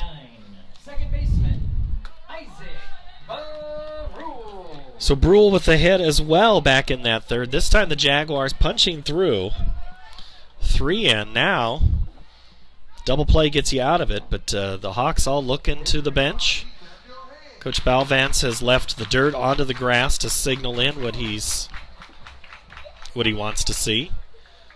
So the Hawks in their gray unis. Halverson looks over at first, now at third, comes set, pitches. Hit in the air. Tough spot between center and Erlmeyer. I don't know yet if Erlmeyer did not catch that ball. It bounced in front of him for another hit. There were 3 Hawks descending on that one, and it fell in front of all 3. Grider, a kind of tough moment there. You saw him send it over to second on a steal, but as that one was popped up, he started to backtrack back to first, and then as it dropped, he had to do a complete 180 back over to the second base. Lucas Brule scores on the 4th run of the inning and 4th run of the game. Grider will go down to second. Isaac Brule at first there with that hit. That'll bring up the top of the lineup, Easton Miller. Still just 1 away here in the Hawk inning, and that's well hit to left. Clevidence goes back, hits towards the track, looks up, and it is gone! Home run! Easton Miller, 3-run bomb.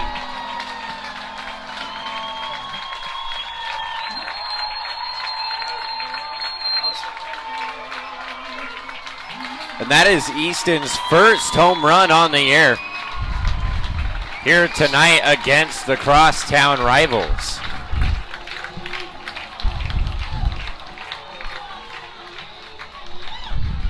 Runs number 5, 6, and 7 as Easton Miller changes the context of this game dramatically. 7 runs here in the fourth for the Jaguars. Yeah, you were talking on one of the breaks about the games over on the south side and how when they got to the 4th, 5th inning, it all kind of started to fall apart on the Hawks side and started leaning Jaguar away, and it's kind of looking like the same thing here tonight. Now the Hawks do get up a little bit of action in the bullpen, but it might be a little too late. We'll see. Well hit again towards left. Clevenance is going to have to chase this one down. This one's going to be for extra bases as Nick Severson rounds first and glides into second with a double, and it is just a hit parade. 9 Jaguars have batted in this inning. We're batting around as Damon Churchman comes on. A scorer's nightmare. Number 13, Jack Compton will run forward. As the 5th becomes the 4th in the book, and so on. Coach Balvance looks down at the bullpen looking for the sign of that his guy is ready to go, and it looks like it is John Morris. If I'm reading my numbers right down the line, number 11. Well, it's Damon Churchman. He started things off with a single. First baseman, number 7, Damon Churchman. Quite a while ago. So the start of the whole parade now back up to bat. Get your helmet, you're batting again, and there's only one away.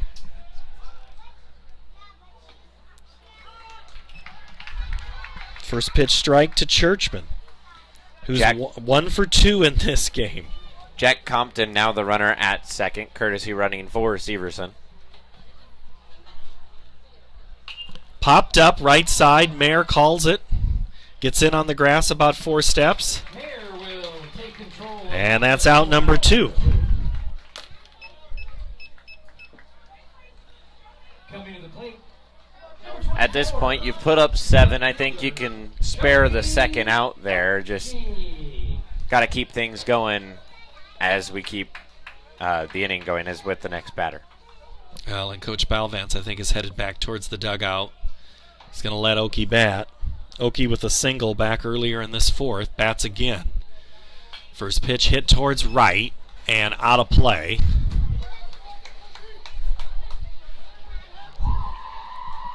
Halverson has gotten ahead of a lot of these hitters, thrown a lot of strikes. He's just thrown a lot of hit balls, too.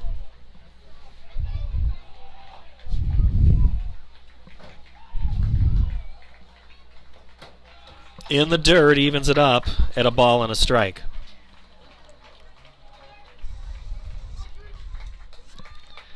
I have the Jaguars down for 7 hits so far in this inning. 1 error and a fielder's choice. 7-1 here in the 4th. Halverson comes set, exhales a little frustration. The pitch hit towards him. Halverson reaches up, throws underhanded to Mayer, who barely catches that in the back of his glove. Okie, I think Halverson took just a little too much time. Huge inning for the Jaguars. A very crooked number, 7-1 as we go to the 5th. Everything we do is here to benefit the client. Every decision that's needed to be made, the first question you should ask is, does this benefit the client, and is this the best thing for the client?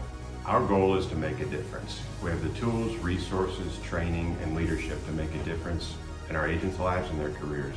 And then they can then take that to make a difference in their clients' lives and ultimately make a difference in our communities. We are available basically 24/7 to make sure that our agents are getting the support they need to look like $1 million in front of their clients.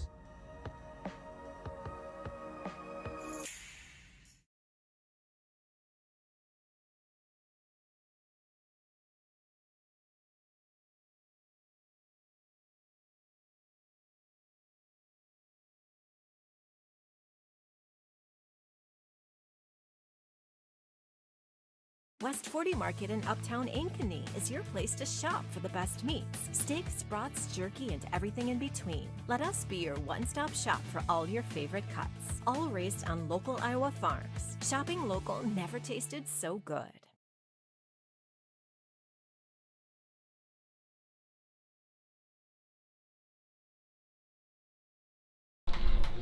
Well, welcome back to the ballpark. 7-1 now the score in favor of the Jaguars as the Hawks step up to bat. It is Jack Clevidence, the batter for the Hawks. That one going to be poked out into right and down.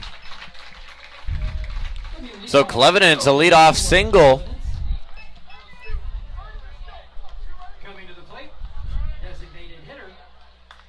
As the Hawks look to fire up the bats here in the top of the 5th.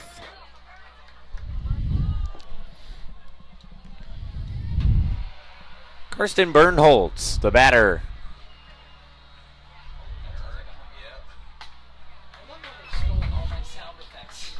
Bernholtz swinging like he can tie it up with a 7-run home run right there. He swung pretty hard all the way from his shoestrings.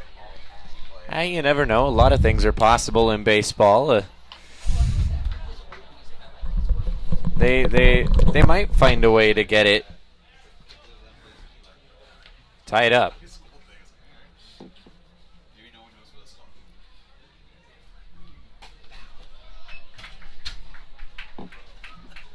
0-2 now the count.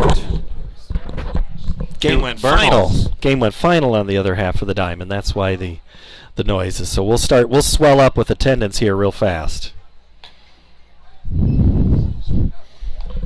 Yeah, of course the softball game having their own crowd, but the crosstown rivalry tends to drag people over from the softball side, and same when you're playing the same team over on softball and baseball gets done earlier.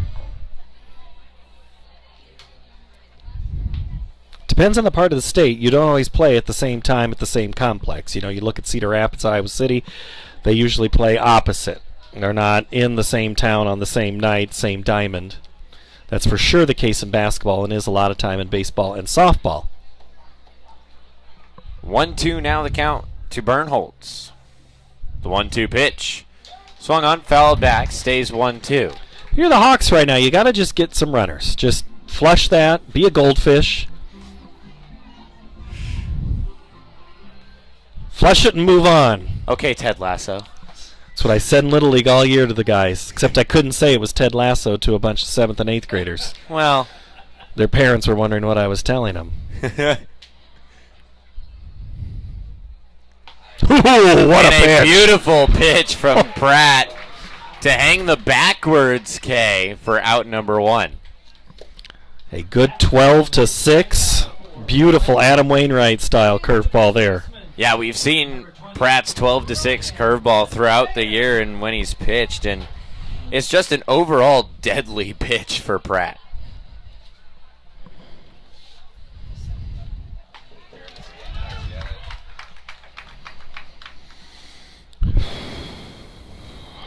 First pitch in, strike 1 to Mayer. Not saying you can take a ton of chances if you're Pratt, but you can throw a few things, and you get Mayer to chase one out of the zone there. As all of a sudden that 7 kind of weighs on you in a hurry. Mayer the batter, Pratt the pitcher. 0-2 count. And that one going to hit him on the arm guard, and they're going to say he leaned into it. It hit him, but it looked like that maybe Mayer, I had the field glasses on him right as he did, kind of stuck that elbow out just a little bit. Joe Balvance says, now come on now, give me one.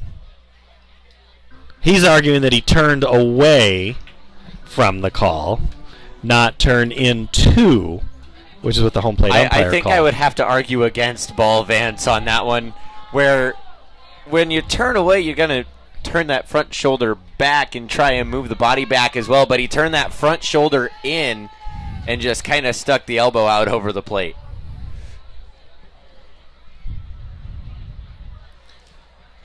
So 1-2. Now going to be the count to Ryan Mayer.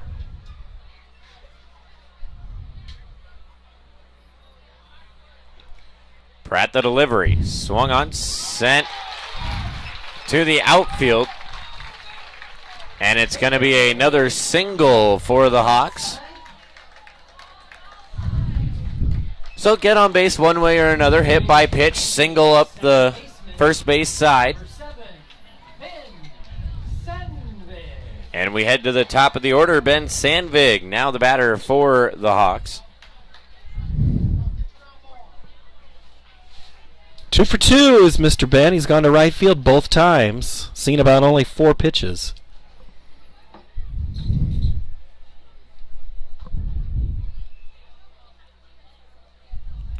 Pratt with 2 runners on. Finds the strike zone on pitch number 1 to Sandvik. So Pratt definitely able to locate throughout the first pitch of the at-bat.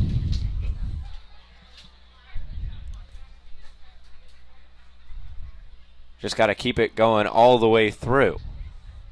A 1 pitch. Low and in the dirt. 1-1.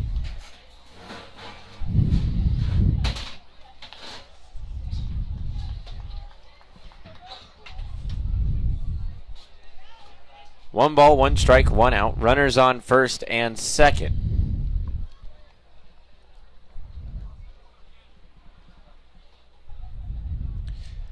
The pitch swung on and dropped into center.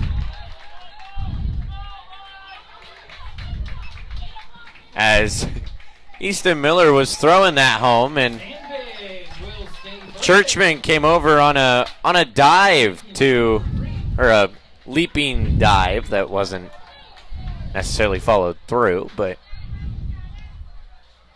to try and cut it off. So Max Watson becomes the batter with bases loaded.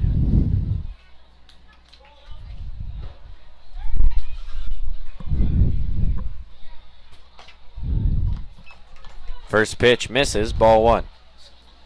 Sandvik hit it to center. I didn't know he knew where to hit it there. He hit everything to right so far, but Balvance holds Clevidence at third, trying to let a big run happen with the middle of his order coming up as Watson fouls it out of play.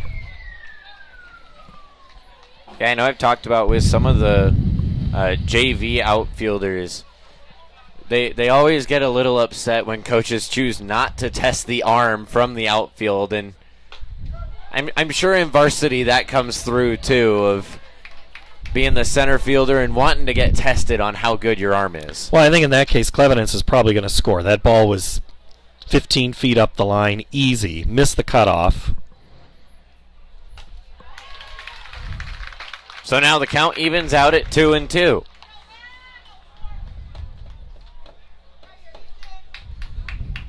Max Watson at the dish. 2-2 pitch in the dirt, and a run gonna come across for the Hawks.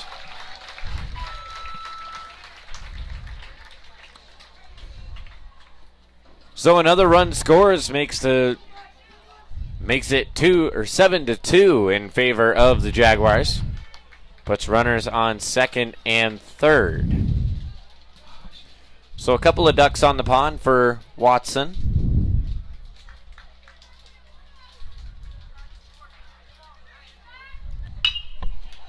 Watson over to Isaac Brule. Brule going to get the out at first, and another run comes across.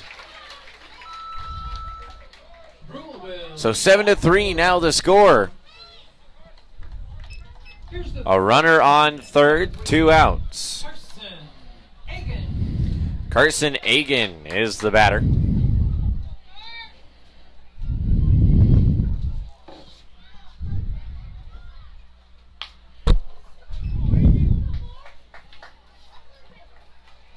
Two is technically a crooked number, but if you're the Hawks, you'd really like to get that third run in this inning. First 2 pitches miss, makes it 2-0.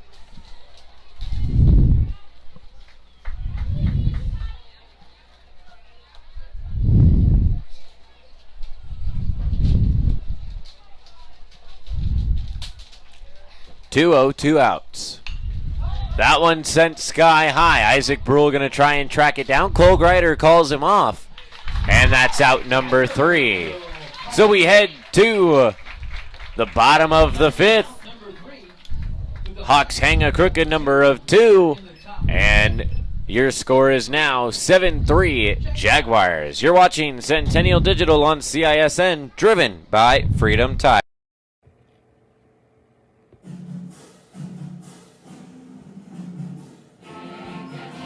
Summer sports coverage on Centennial Digital is driven by Freedom Tire and brought to you by these generous local businesses: Lamberti Goki Lucci Law, Fiscus Jewelers, Rainbow of the Heartland, the all-new Prairie Trail Sports Complex, All-Star Concrete, the Zoom Room, Knocker Ball 118, Heart of Ankeny Animal Hospital, Cabaret Sports Bar and Grill, and Wendy Thompson, an affiliate of Humble Travel.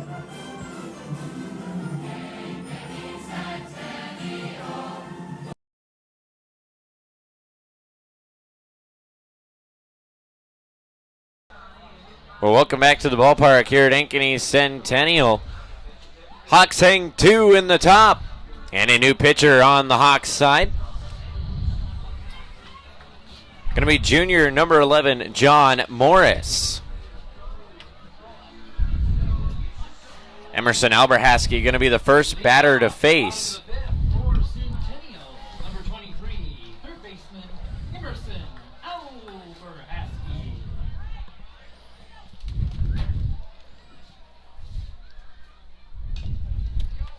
First pitch fouled off, strike 1.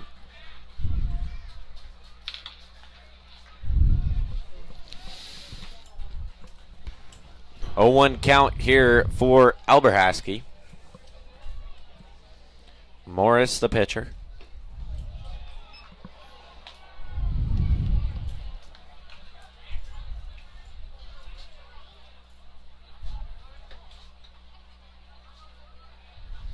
The 1-1 pitch from Morris. Swung on, sent high. Tracking it down is the shortstop. Shortstop calls everyone off and falls down with the catch. Sandvig will make the play. And make that an F4, not an F6, as I have the field in my head flipped. So Ben Sandvig makes the play. Kyle Miller. Kyle Miller, now the batter for the Jaguars. First pitch, take, ball 1. Miller's ground ball really kind of opened up the floodgates on that batted ball that went off of Voss's left shoulder. Even if you only get one out there, that inning changes a little bit. But those errors,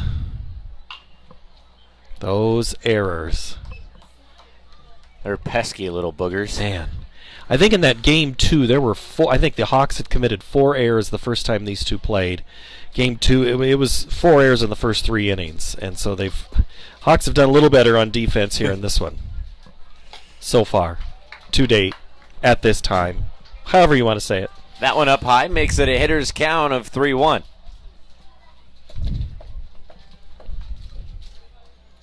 The 3-1 pitch fouled back makes it full at 3-2. And Owen Lacey, the ball retrieval, back out once again. So now is he assigned to be the guy? I believe so. I believe he has been assigned for the entire game as ball retrieval. Kyle Miller hit by the pitch. Now is that because he is the fastest? He is the least likely to play, the quickest? We need to keep him involved? I'm not exactly sure. I know his brother Lincoln Lacey graduated, I believe, last year. Lincoln Lacey was a first baseman and a pitcher. So it may be something to do with last name legacy, or I'm not 100% sure what it is. But Miller on first, Lucas Brule the batter. 1 away. Swung on, sent to center. And a clean grab from Evan Erlmeyer. Erlmeyer coming in to put leather on it. 2 away. So puts 2 away with a runner on first. Jags still up 7-3. Cole Greider becomes the batter.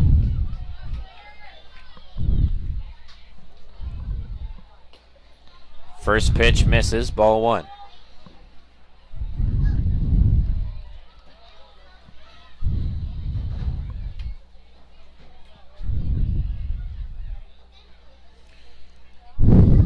The 1-0 pitch from Morris.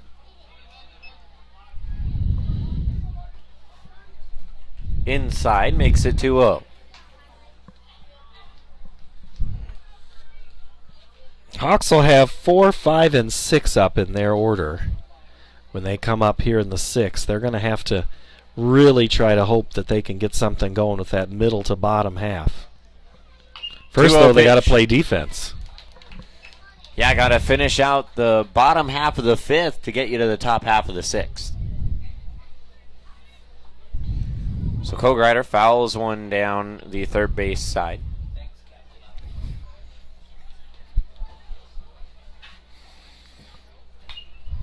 That one fouled back to the net, makes it 2-2. Not only is the crowd big, it's also tough tonight. You know? Got to have a tough crowd out there, right, Kane? 7-3, that's like LSU scored what? They scored that over each 2 innings, 3 innings? I mean, they had some pretty big innings there on Monday night. I think they might have done that in 1, if I remember correctly. Of course, LSU coming out national champions of that game.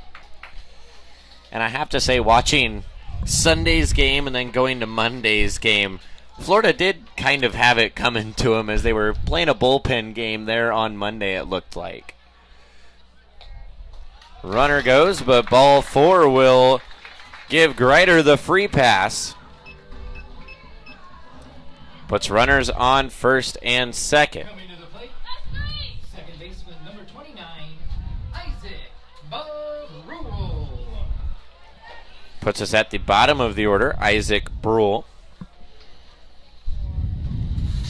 And of course, going back to the National Championship Men's College World Series, you can't forget Game 1 of that series. Ty Floyd, a 17K game. Well, going back to the Thursday prior to that game, I was in Omaha. Is that one going to be sent to right field and popped out? So we go to the top of the 6th. Your score 7-3 Jaguars. But as I was saying, I was in Omaha on Thursday. Went in a neutral fan for the Wake Forest and LSU game. Got throughout the game, went 11 innings, and both games going 11 innings. And after the game, Ty Floyd, the man who threw 17 strikeouts, tossed me a ball after the game. So that ball's sitting at home right now, and look at it every once in a while and go, you know, 2 days after this, or 3 days after this, he threw a 17 strikeout game, which, when you think about it, in college, that's not necessarily a huge number, but ties the record in the NCAA. To me, it's a huge number. Anytime you get in double digits, that is a great performance. And, you know, those 2 SEC teams, nobody should be crying for them. Both extremely loaded with talent. I think, what do we have? 3 or 4 of the first round potential major league picks here later in the month, or next month in the draft. It's you know, there's no shortage of great players there in Omaha. Yeah, is that your first time going to the World Series? Yeah, that was my first time ever being at Charles Schwab Field and going to the Omaha World Series. Awesome environment, great field, great location too. It's built into the city, which makes it a really cool stadium. Kinnick Voss will kick things off for the Hawks in their half of the 6th. Easton Pratt starts off with the breaking pitch, misses out of the zone. It's Voss, Erlmeyer, and Johnson for the Hawks. Nice little unintentional rhyme there to start it off. Called strike 1-1. Charles Schwab Field, also the home of Creighton, the Blue Jays.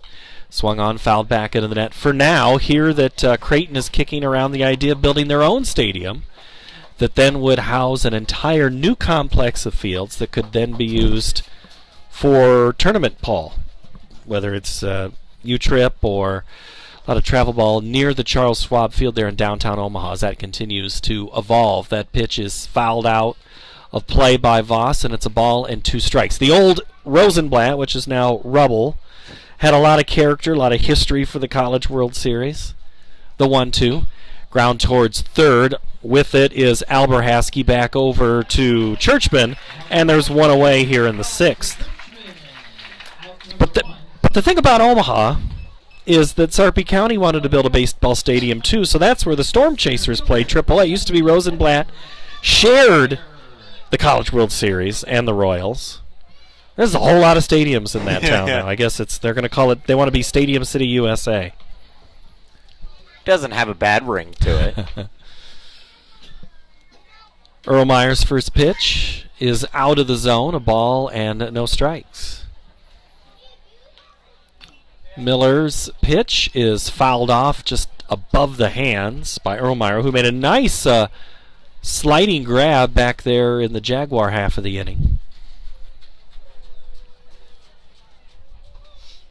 And that pitch is a strike. Erlmeyer had a single back in the 4th, grounded out in the 2nd.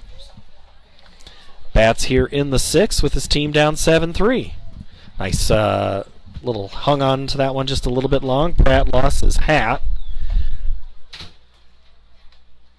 As Easton will take a moment to collect himself and his hat.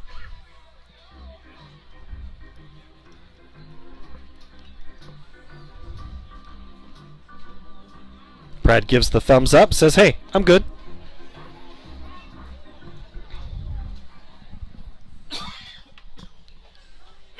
The 2-2 on the way from Pratt. Low again, same pitch as before. Blocked again by Severson.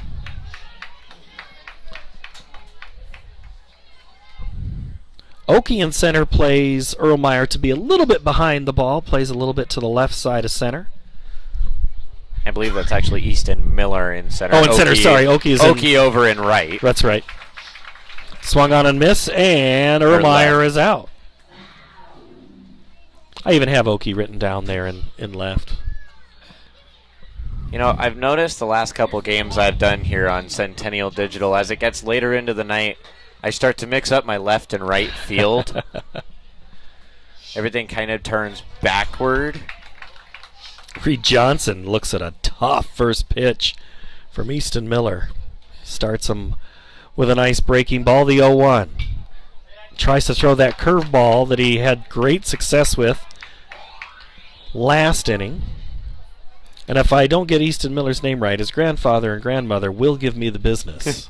They already have given me the business tonight.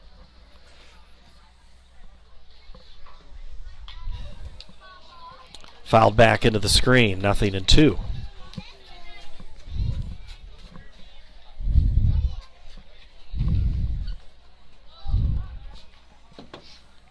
Two out here in the 6th. It was a 7-run inning back in the 4th for the Jaguars that really blew this game wide open. We're only playing one tonight, JV earlier. And the single varsity. Yeah, that's part of the new structure of CIML and just play in general this year. Going back to his left is Cole Greider. He makes the grab on his glove side, and that is a 1-2-3 inning for Centennial. On defense, they'll come up to bat here in the bottom of the 6th. They lead by 4.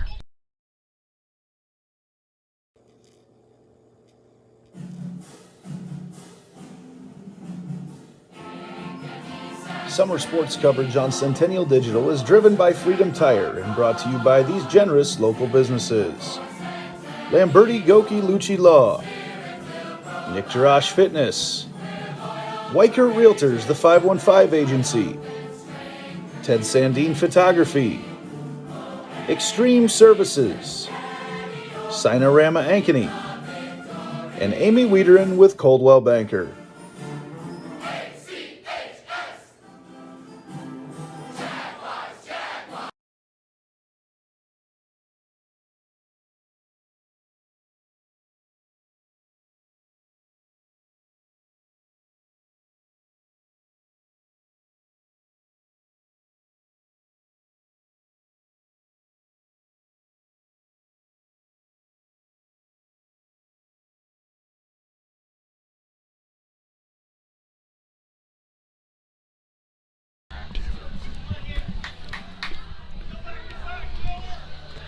Nightfall starting to set in here as the lights take full effect as we push past the later part of this game as we approach 9 o'clock on this beautiful Wednesday night. A little warm today. Had some rain earlier in the morning. Kind of moved out of here just enough to maybe darken the dust, but not by much. Easton Miller, Nick Severson, and Damon Churchman due up for the Jaguars. The pitch is swung on and missed from John Morris by Easton.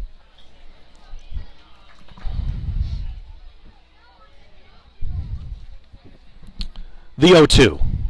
Curveball goes high, doesn't break down, and Watson hops up to stop that one from going back to the screen. Second inning of work for the Hawk hurler, and that's well hit to left. Clevidence looks up, and it is gone. That's the second home run for Easton Miller. Both of them to left field. Huge night for Easton.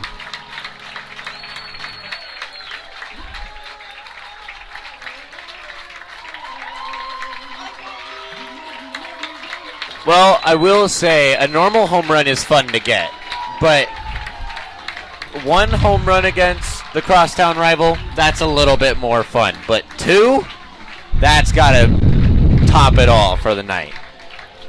Big hit for Easton Miller, the senior. The catcher, Nick Severson.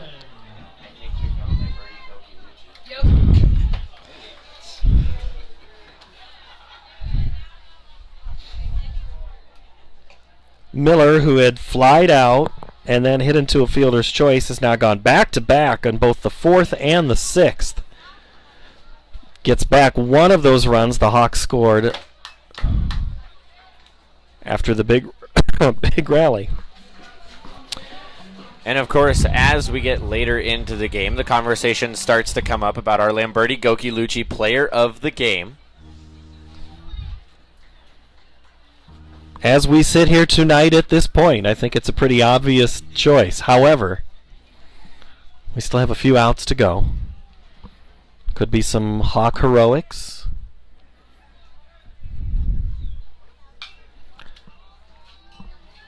That one is fouled and out of play. Back behind here. Severson, you mentioned to him in the open, 5'10" hitter. Had a double in the 4th. Hit into a double play. That's when we thought maybe the game had kind of gone the Hawks' way. But the Jaguars hitting bases loaded, nobody out, back in that 3rd. They're not able to score. They had the bases loaded, nobody out on the 4th, and then it just opened up. The 2-2 coming from Morris. Fouled back again, this time inside the park. Severson doing a great job of staying alive here in this at-bat, keeping the count even at 2-2. The pitch. Hit in the air towards right. Mayer runs back where the dirt and the grass meet. That thing is tailing back on him. He almost falls over, but Ryan Mayer sticks it out, makes the grab, and there is one away here in the Jaguar 6th. First baseman, number 7, Damon Churchman. So Churchman delivers 1 and 2 foul balls to the home plate umpire.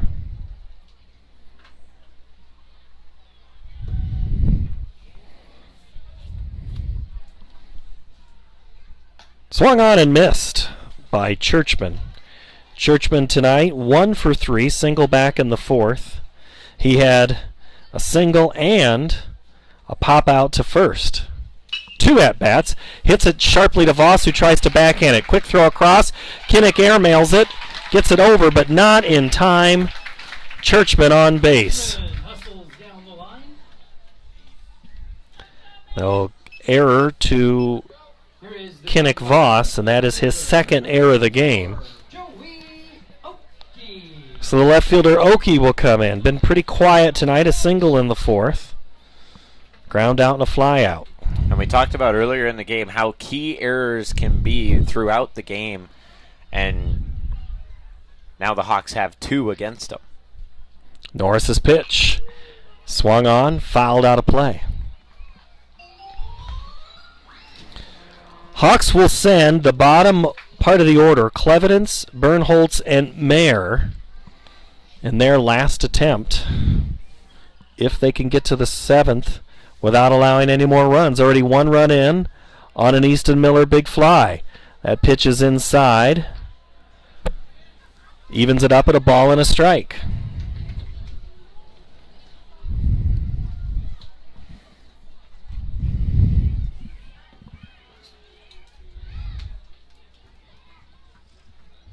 Norris checks the runner, throws. Again, swung on and pulled to the left side, just behind, looks like I think where Dan Holm is, and Drew Wolf. The dynamic duo. That could be a law firm. Holm and Wolf. It does sound like one. Again, swung and pushed out of play. Drew Wolf takes a whole lot of photographs at a whole lot of Ankeny and Centennial events. Dan Holm writes a whole lot of words about Hawk and Jaguar sports. Well, so maybe they work together every once in a while. Photo goes here, article goes here. The 1-2. Curveball high, throw back in behind the runner. Mayer applies the tag, thought he might have had Churchman, tried to sell it a little bit.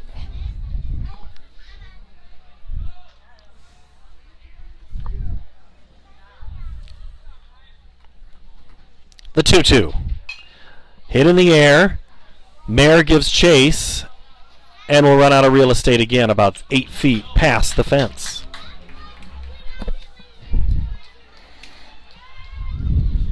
Well, at least he heard the words fence early, so he knew it was there. Well, that's the beauty of this. I mean, when you're playing on this diamond, it is your diamond, just a couple of different colors. A couple of different colors, rotated about, I think, 180 degrees, maybe just a little bit less, but... Swung on and missed, dropped, third strike, but the first base is occupied, so Joey Oakey is out on strikes for out number 2. Morris will get the strikeout for 2 away. Here's the third baseman, number 23, Emerson Alberhaski. So it's up to Emerson to keep it going for the Jaguars, who lead 8-3. That first pitch is out of the zone for a ball. Another thing you don't have to worry about at this ballpark that you do over on the south side is that front row of cars over in the parking lot. You don't have to worry about losing a window. Again, Watson throws back behind. Mayer throws the tag down. That one not as close as the last exchange. Yeah, you're always like, if you're out of town and you see all those parking spots, you're like, what, this is, oh, now I see why. You park there, and then you go partway through the game, and you see a couple fly over that way and go, huh, that's why those are empty. Punch towards right, that's going to get down for another hit. Reed Johnson will cut it off. High is going to wave down the runner to throw to the plate, not in time, and another run for the Jaguars. As Churchman scores from first for yet another run, 9-3 Centennial. Alberhaski, an RBI double. Great piece of baseball right there. Designated hitter, number 1, Kyle Miller. Kyle Miller, the 6th Jaguar to bat this inning. As you say, trade places with him is what he'd like to do, Miller and Alberhaski. Lucas Brule on deck for the Jaguars. A little bit of merry-go-round action.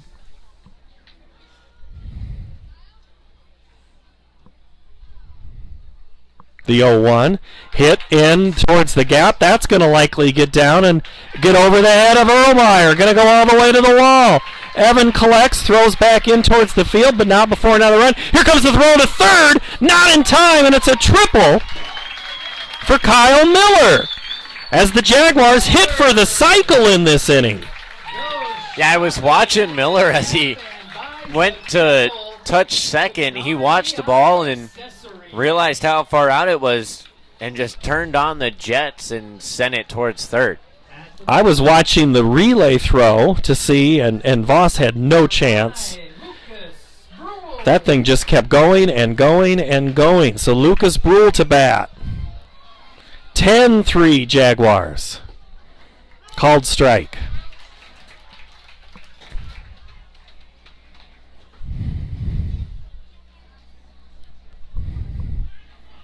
Boy, both Miller and Brule, or Miller and Alberhasky, have hit the heck out of the ball in their last two at-bats. The pitch from Morris is outside. Morris, a junior. He'll get a chance to play the Jaguars again. I think he'd like to have a little different response or result than what has happened here. It's been a tough inning so far. Giving up a home run, a single, a double, and a triple. Actually, it's an error, so no, the Jaguars have not hit for the cycle.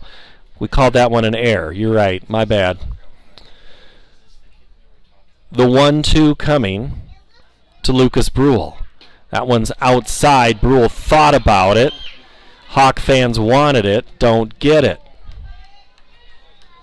We'll do it again. 3-6-2 for Ankeny. 10-12-1 for the Jags. The pitch in the dirt. Ball 3, and the count goes full. Miller doesn't have to run on the pitch, but on contact, he'll be moving. Lucas Brule, bat on the right shoulder, picks it up off, puts it in the air, waves it around. Morris's pitch. Swung on, foul. Left side.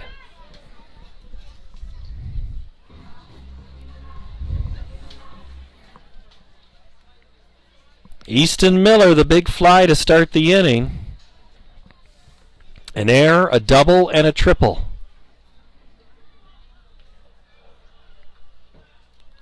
The 3-2. Misses, and there's runners at the corners.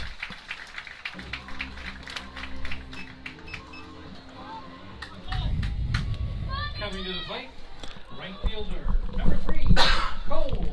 So putting Brule on the corner makes you wonder, as he is one of the most athletic guys on the team, makes you wonder if Coach High gives Brule the green light and to try and get him over onto second, put a couple ducks on the pond. And I think you could have a Balvance call where he puts the green light on, where he says, Max, throw all the way down to second. Let's try to get him. So a couple of stoplights looking to turn green. Let's see who's playing chess and who's playing checkers. The first pitch coming to Cole Greider.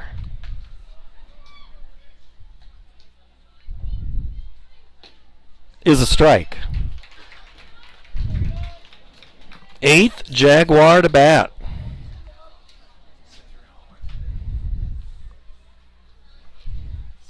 The 0-1 outside.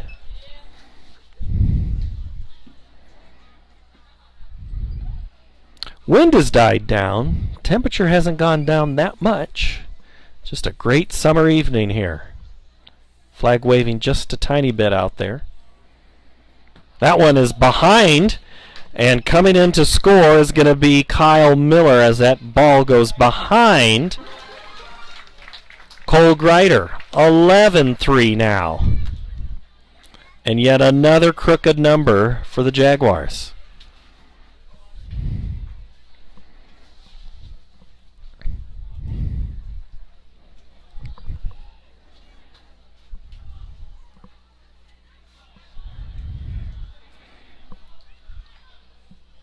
Morris trying to get his team out of this inning. Fires. Lifted in the air. Foul and out of play.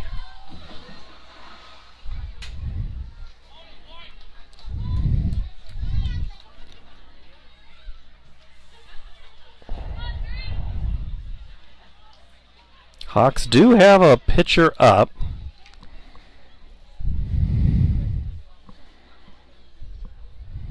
But you'd like to save that with a doubleheader tomorrow. The 2-2.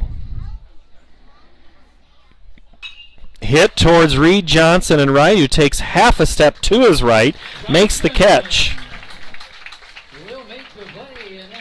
Boy, 8 Jaguars bat. 1, 2, 3, 4 runs in the 6th. 11-3. Kate will take you home right after this. This is high school baseball on CISN, powered by Freedom Tire.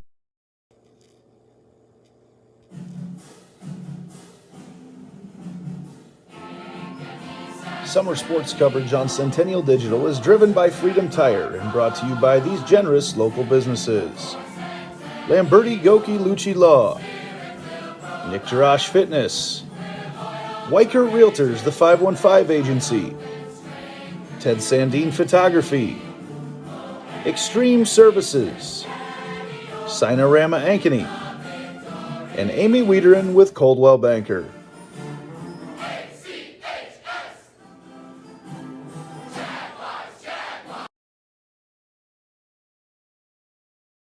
West 40 Market in Uptown Ankeny is your place to shop for the best meats, steaks, brats, jerky, and everything in between. Let us be your one-stop shop for all your favorite cuts, all raised on local Iowa farms. Shopping local never tasted so good.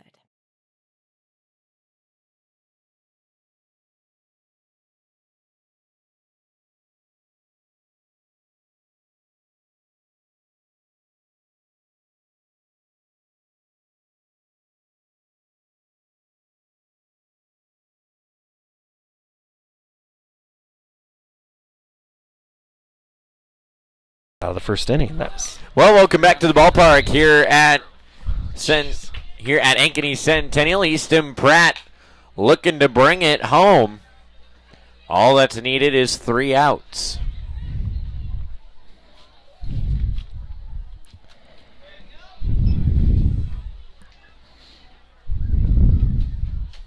Jack Clevidence, the batter.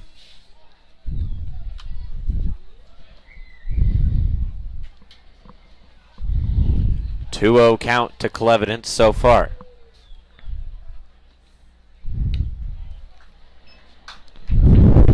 That one misses, makes it 3-0. bullpen's empty for Centennial. This is Pratt's game. That one finds the zone, makes it a hitter's count at 3-1. The old Jack Clevidence that I knew would swing at 3-0. He'd give himself the 3-0 green light. Always, I think that I remember that a couple times in Little League. Always impressed with Jack's ability to go after any ball. I mean, just an absolute competitor. We have a pinch hitter. Number 6. Charlie Crane. Going to be the pinch hitter here for the Hawks.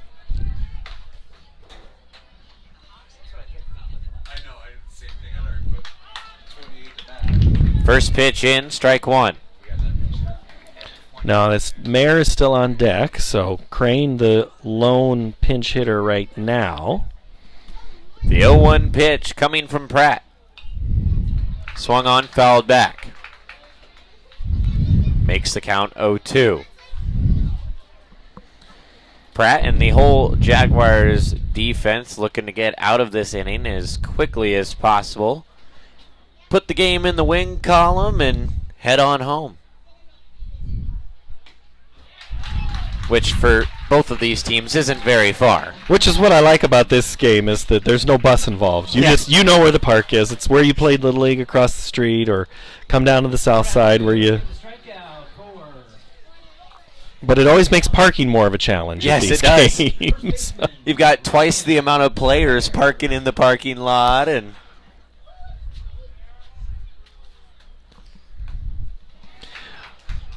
so Pratt puts one away.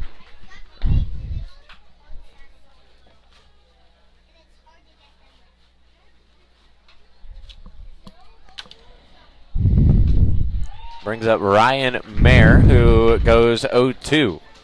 Mayer has one of the Hawks' 6 hits back in the 5th. That was after the hit pitch, not hit pitch. 0-2 pitch. And speak of the devil. They're gonna give it to him this time. Did not turn into it. So once again, the broadcaster's jinx coming into effect. For the Hawks, number 7, second baseman, Ken Sandberg. And went to hit my shoulder. I wasn't expecting. I know. it. I'm sorry. I stumbled over.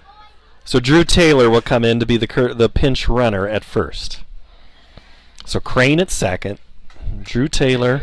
Your runner at first base. Friend replacing friend there. So I believe that takes us up to Ben Sandvig in the top of the order. And Sandvig is the batter.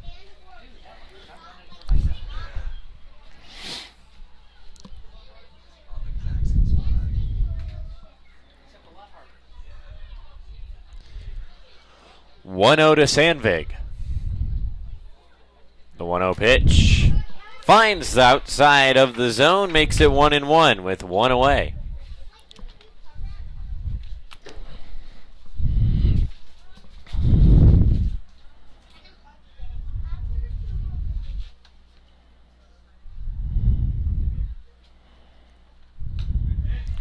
That one finds the zone, makes it 1-2. So Sandvig, prior to this game, a .267 hitter. 3 for 3 tonight. He's going to go play at Nyack, just like his dad did. You know where Nyack is, Cade? I don't believe I do. North Iowa Area Community College, Mason City. I was going to say, I think I can figure out the name, but Pratt going to hang another K on the board. This time going to be backwards for out number 2.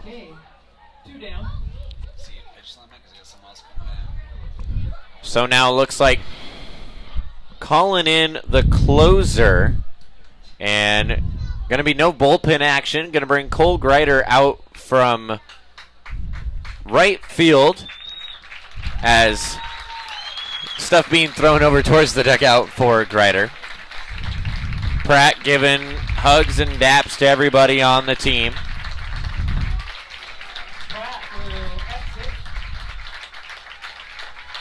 Great pitching performance tonight by Easton Pratt.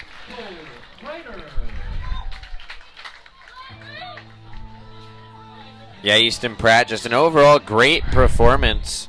5 Ks on the night for him, and retired quite a few more. I think he only issued one walk, and it was to Clevidence to start the inning. He hit Mayer, but I think that's the only walk issued by Pratt. So that's great control tonight. Very rarely was he behind on anything. Now, part of that was that Ankeny was swinging at a lot of pitches because he was throwing a lot of strikes. That makes a big difference. Yes, he was. So a pocket full of sunshine now on the mound. Nice little warm-up song for Cole Greider. That's an addition we gave him this year as a player on the team and part of the box crew. Made a form for not necessarily a walk-up song, because in high school baseball you're not allowed to have walk-up songs. So we gave him the option of a warm-up song for pitchers, and Greider chose Pocket Full of Sunshine. Jack Compton gonna find his way over to right. Everywhere else should stay the same. Jack Compton now in right field. Coming to the plate, pitcher number 2, Max Watson. So Max Watson gonna be the first pitcher Greider faces.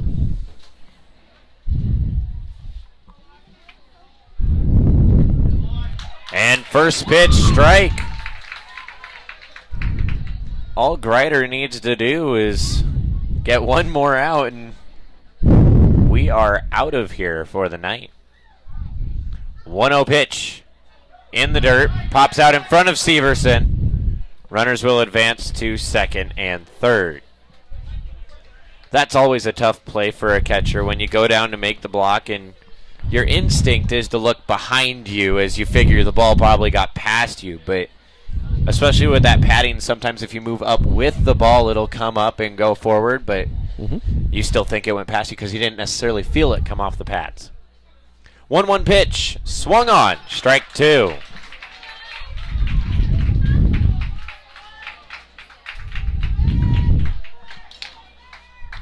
So a good game all around for the Jaguars here tonight.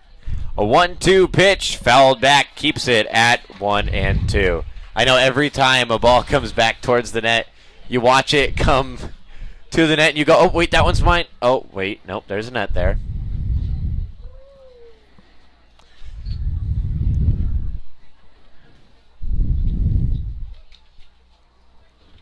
The 1-2 pitch. Low makes it 2-2. 2 away, number 2 at bat. My favorite game. How many twos can we put up on the board? 2-2 pitch. Swung on, strike three. That's going to end it. Your final score going to be 11-3. Jaguars. So we're going to take a break real quick and be sure to stay tuned. Our Lamberti Goki-Lucci Player of the Game coming up next.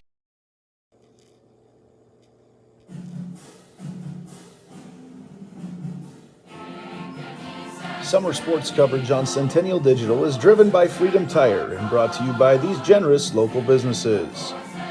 Lamberti Goki-Lucci Law, Nick Jarash Fitness, Weicker Realtors, the 515 Agency, Ted Sandine Photography, Extreme Services, Sinorama Ankeny, and Amy Wiederin with Coldwell Banker.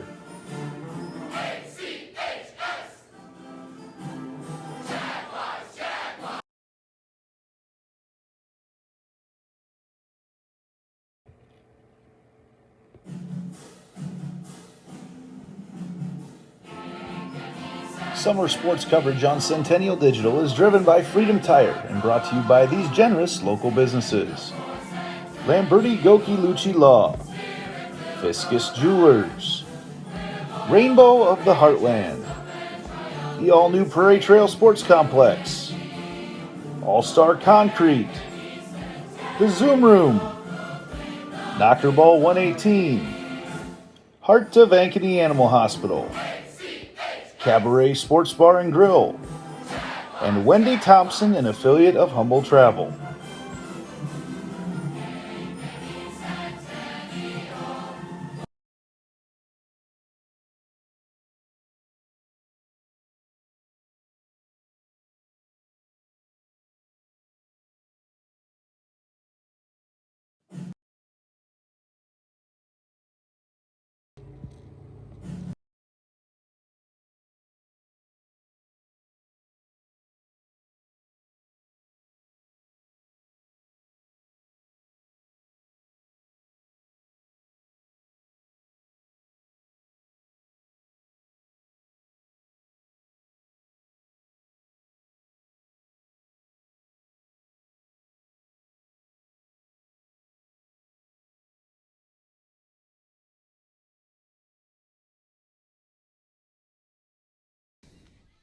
Well, welcome back to the Lamberti Goki-Lucci post-game show, and player of the game goes to Easton Pratt. You can do Easton Pratt for a pitcher, but Easton Miller also had Oh, well, yeah. really good game. I guess I had it. I read your card and I read it in the wrong direction. At 6 2/3 innings pitching, 3 runs, 6 hits, 5 strikeouts, and 1 walk. But Easton Miller, from the batting perspective, 2 for 4 tonight, 2 home runs and 4 RBIs. Pretty good night for both Easton. Yeah, both Easton's having a really good game, and just overall a really good game for the Jaguars here tonight. As in that 4th inning, they put together a really good rally, going through the order and just kind of putting Halverson through the ringer in that fourth. In the fourth, you score 7 runs. That's going to win you a lot of games. Then you had 4 more in the sixth. Another great offensive performance. 12 hits. Only 2 errors for the Hawks, but one of them proved huge back in that fourth inning. But really, it was hit everywhere. A couple of those long flies, too. Yeah, and of course, our Lamberti Gokiluchi player of the game, Easton Miller, having a big part in that. A 3-run, I believe it was, in the fourth. And then going to the sixth, he had the solo shot to add another one onto the board. And, great offense there. And again, back to the other Easton pitching. The Hawks put a lot of guys on with hits, but it just didn't seem like, you look at it, you're like, okay, 6 hits. You're like, okay, you might be doing fine. No, it was scattered. It was only a couple of times the Hawks were really threatening. Just never could have a big inning. They'd get that 1, that 2, but you're going to need a lot more than 3 to beat Centennial. Yeah, and of course, Sandvig leading off for the Hawks. The first pitch swing and got it off for the first hit of the night.